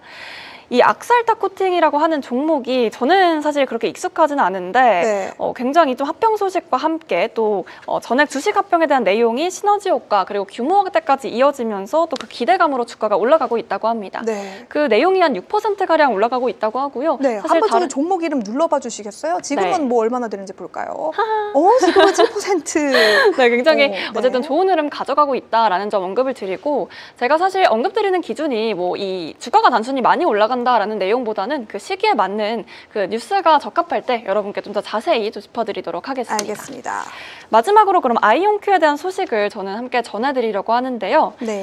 미국 양자 컴퓨터 기업 아이온큐가 고성능 광학통신 기술로 주목받던 스카이룸 글로벌을 또 인수하기로 했다는 소식입니다. 이번 인수는 아이온큐가 추진 중인 차세대 양자 네트워크 구축에 속도를 내기 위한 전략 중 하나로 보이고요. 계약은 규제 승인을 거쳐서 최종 완료될 계획입니다. 스카이룸 글로벌은 2017년 설립 이후 위성 간 레이저 통신과 그리고 지상 위성 간 이 고속 데이터 링크에서 독자적인 기술력을 쌓아왔다고 하고요. 25년까지 약 90기의 광학통신 터미널을 납품할 계획을 갖고 있고요. 또 대량 생산에 대한 능력도 많이 현재 입증이 된 상태라고 합니다. 아이온큐 CEO는 이번 인수를 통해서 이 글로벌 양자 플랫폼의 통신 역할을 조금 더 확대할 수 있다라고 긍정적인 내용을 밝혔고, 또 이번 인수로 인해 아이온큐는 양자 컴퓨팅, 양자 통신, 양자 센싱 기술을 한 곳에서 통합할 수 있는 기술도 또 갖출 수 있게 되겠습니다. 어쨌든 이번 통합을 통해서 우주 기반의 양자 네트워크 사업을 조금 한 단계 앞서 나가려는 그런 움직임이 좀 파악됐다라는 뉴스로 보시면 될 것 같고요. 스카이룸 글로벌의 인수에 대한 내용은 또 전해지는 대로 저희가 또 나중에 자세하게 전달을 또 해드리겠습니다. 알겠습니다. 아이온큐에 대한 이야기까지 한번 들어봤습니다. 확실히 양자 상용화에 조금은 더 가까워지지 않을까 하는 그런 기대감도 좀 있는 것 같고요. 관련해서 아이온큐 하면 양자 컴퓨팅 종목 중에서도 주도주라고 볼 수가 있겠죠. 양자 컴퓨팅에 대한 상용화의 시점은 아직 뭐 아무도 모르겠지만 조금씩 좀 다가가고 있는 그런 모습들이 긍정적으로 평가가 되고 있지 않나. 사실 근데 또 한편에서는 이게 또 굉장히 또 돈이 부족한데 너무 막 인수에만 초점을 맞추는 거 아니냐라고 하는 반응이 또 투자자들 사이에서 나오더라고요. 그 투자와 지출에 대한 부분은 정말 이것도 동전의 양면 같습니다. 아까 제가 말씀드렸다시피 지출을 하고 투자를 하고 M&A를 했는데 성과가 나오지 않으면 그냥 돈을 쓴 기업이 되는 거고요. 그게 성과가 나오면 정말 제대로 된 투자라는 그런 재평가가 또 이루어지겠죠. 뭐 이런 부분들에 대해서는 앞으로 뭐 저희도 체크를 해봐야 하는 포인트다라고 말씀을 드려보겠습니다. 아무래도 마지막 이슈가 될 것 같은데요. 제가 관련해서 커피 가격까지 한번 짚어드리고 관세에 대한 어떠한 이야기가 있는지 좀 정리를 해드리도록 하겠습니다. 뭐 지금 커피 가격을 보시면 지금 뭐 왔다 갔다 하고 있기는 한데요. 미국 커피 그리고 런던 커피는 제가 예전에 아라비카 커피, 고품질 커피, 그리고 런던 커피는 로부스타 커피, 저가 커피다라고 좀 쉽게 풀이를 해드린 적이 있습니다. 뭐 오늘 장에서는 지금 뭐 왔다 갔다 좀 하는 것 같기는 한데요. 간밤 정규장에서 이 로부스타 커피는 6% 넘게 급등을 했고 아라비카 커피, 미국 커피는 1% 넘게 좀 상승하는 흐름이 있었습니다. 당연히 관련해서 이슈가 하나 있었으니까요. 관세 관련된 이슈 한번 좀 체크를 해보시죠. 이 트럼프 대통령이 대부분의 커피 원두 수입국에 대한 관세를 철폐하겠다라고 공언을 했습니다. 미국 커피 업계들은 당연히 기대를 하는 분위기죠. 그동안 높은 관세 때문에 커피를 좀 비싸게 외국에서 들여오고 있는 분위기였는데 여기에 대해서 커피값이 낮아질 수 있지는 않을까, 혹은 들어가는 원자재 비용, 이런 차입 비용 같은 부분들도 좀 완화가 될 수 있지 않을까 하는 그런 기대감들이 나오고 있는 것 같습니다. 다만 브라질은 제외다라고 여기 헤드라인에 나와 있죠. 네. 최대 커피 생산국인 브라질은 오히려 타격을 입을 전망이라고 하는데요. 왜냐하면 최대 커피 생산국인 브라질 같은 경우는 오히려 10%의 상호 관세만 지금 철회가 된 상황이고 40% 일반 관세는 여전히 유지가 되고 있는 상황이라고 합니다. 네. 이 아시아와 대부분의 중남미 국가들은 세금 없이 이제 미국에 커피를 수출하게 된다고 하는데요. 브라질 같은 경우는 오히려 상대적으로 더 안 좋은 위치에 처해지게 됐죠. 그러니까 차라리 경쟁자들도 다 같이 관세 타격을 입고 있는 상황이라면 네. 좀 나을 수도 있겠지만 지금 경쟁자들은 다 관세가 전면 철회된 상태에서 나 홀로 40%의 관세를 네. 부담을 해야 하는 상황이라고 보실 수가 있겠습니다. 결국 미국은 브라질 외에 다른 나라로부터 커피를 구매할 확률이 높아진다고 하는데요. 제가 관련해서 여기에 지금 어디 있을까? 제가 지금 뭐 찾지는 못하겠지만 여기 있네요. 가격이 무역의 흐름을 결정한다라는 명언까지 나왔습니다. 결국 뭐 보이지 않는 선에 의해서 시장은 저렴한 대안책을 선택을 네. 할 수밖에 없다. 이런 얘기로 좀 통용이 될 수가 있는데요. 지금 현재 미국 내 남아있는 브라질 커피 재고는 점점 더 소진이 되고 있는 상태라고 합니다. 미국 커피 업계들은 실제로 브라질산을 대체할 새로운 재료들을 현재 열정적으로 찾는 중이라고 하는데 브라질의 커피 수출은 실제로 관세 부과 이후 3개월간 약 55% 넘게 줄었다고 합니다. 이 브라질은 이와 관련해서 미국과 별도의 무역 협상을 진행 중이지만 미국의 시장 점유율, 그러니까 브라질 커피가 미국 시장에서 차지하는 점유율, 지배력은 점점 더 낮아질 수밖에 없는 것으로 보인다라는 전문가들의 의견이 나오고 있으니까요. 관련해서 커피 가격도 제가 변동이 또 심한 날이 있다면 한번 PM10 시간을 통해서 여러분들께 공유를 드려보도록 하겠습니다. 제가 테슬라 이야기를 좀 드릴까 말까 하지만 네. 아무래도 시간이 허락하지는 그렇죠, 않을 것 아쉽습니다. 같아요. 우리 민캐스터가 마지막으로 지금 시장 어떠한 흐름을 나타내고 있는지 정리 간단하게 네. 해주시면 좋겠습니다. 오늘 프리마켓장에서의 다우존스 지수가 약간 더 빠지는 분위기긴 합니다. 네. 우량주가 좀 많이 빠지고 있다라는 뜻으로 해석이 되는데 사실 이렇게 또 빅테크 전반적으로 좀 피바다인 분위기가 이어지고 있죠. 네, 피바다라는 말이 뭐 네. 적절한 것 같네요. 그나마 뭐 애플과 구글 정도만 좀 버텨주고 네. 있고 그나마 잘 버텨주고 있었던 뭐 금융주나 그리고 현재 필수 소비자 단 쪽에서도 현재 움직임이 그렇게 좋진 않습니다. 그러게요. 홈디포의 실적도 좀 부진하게 나왔기 때문에 뭐 네. 완전히 동일하다고 보기는 어렵겠지만 우리가 월마트의 실적도 기대를 하고 있는 부분이 있었는데 살짝은 기대감이 낮아지기는 네. 할 것 같다라는 생각이 들지 않을 수가 없는 네. 것 같습니다. 뭐 그래도 구글 같은 경우는 제가 오프닝에서도 말씀을 드렸다시피 목표가 상향이라든지 여러 가지 호재들이 좀 이어지고 있으니까요. 뭐 사실 어떻게 본다면 뭐 AI 시장의 가장 위너는 뭐 구글이 되지 않을까 하는 생각도 네. 다시 한번 해볼 수가 있겠습니다. 아까 말씀드린 것처럼 엔비디아는 경계심 때문에 현재 조금 떨어지는 걸로 보이는데 또 실적 발표 실적이 이후 나오면 반등을 한번 좀 노려보도록 하겠습니다. 좋습니다. 알겠습니다. 이렇게 시장 흐름까지 짚어봤습니다. 저희가 준비한 소식은 오늘 여기까지고요. 저와 민캐스터는 내일 이 시간에 다시 돌아오도록 하겠습니다. 밤 10시에는 언제나 PM10!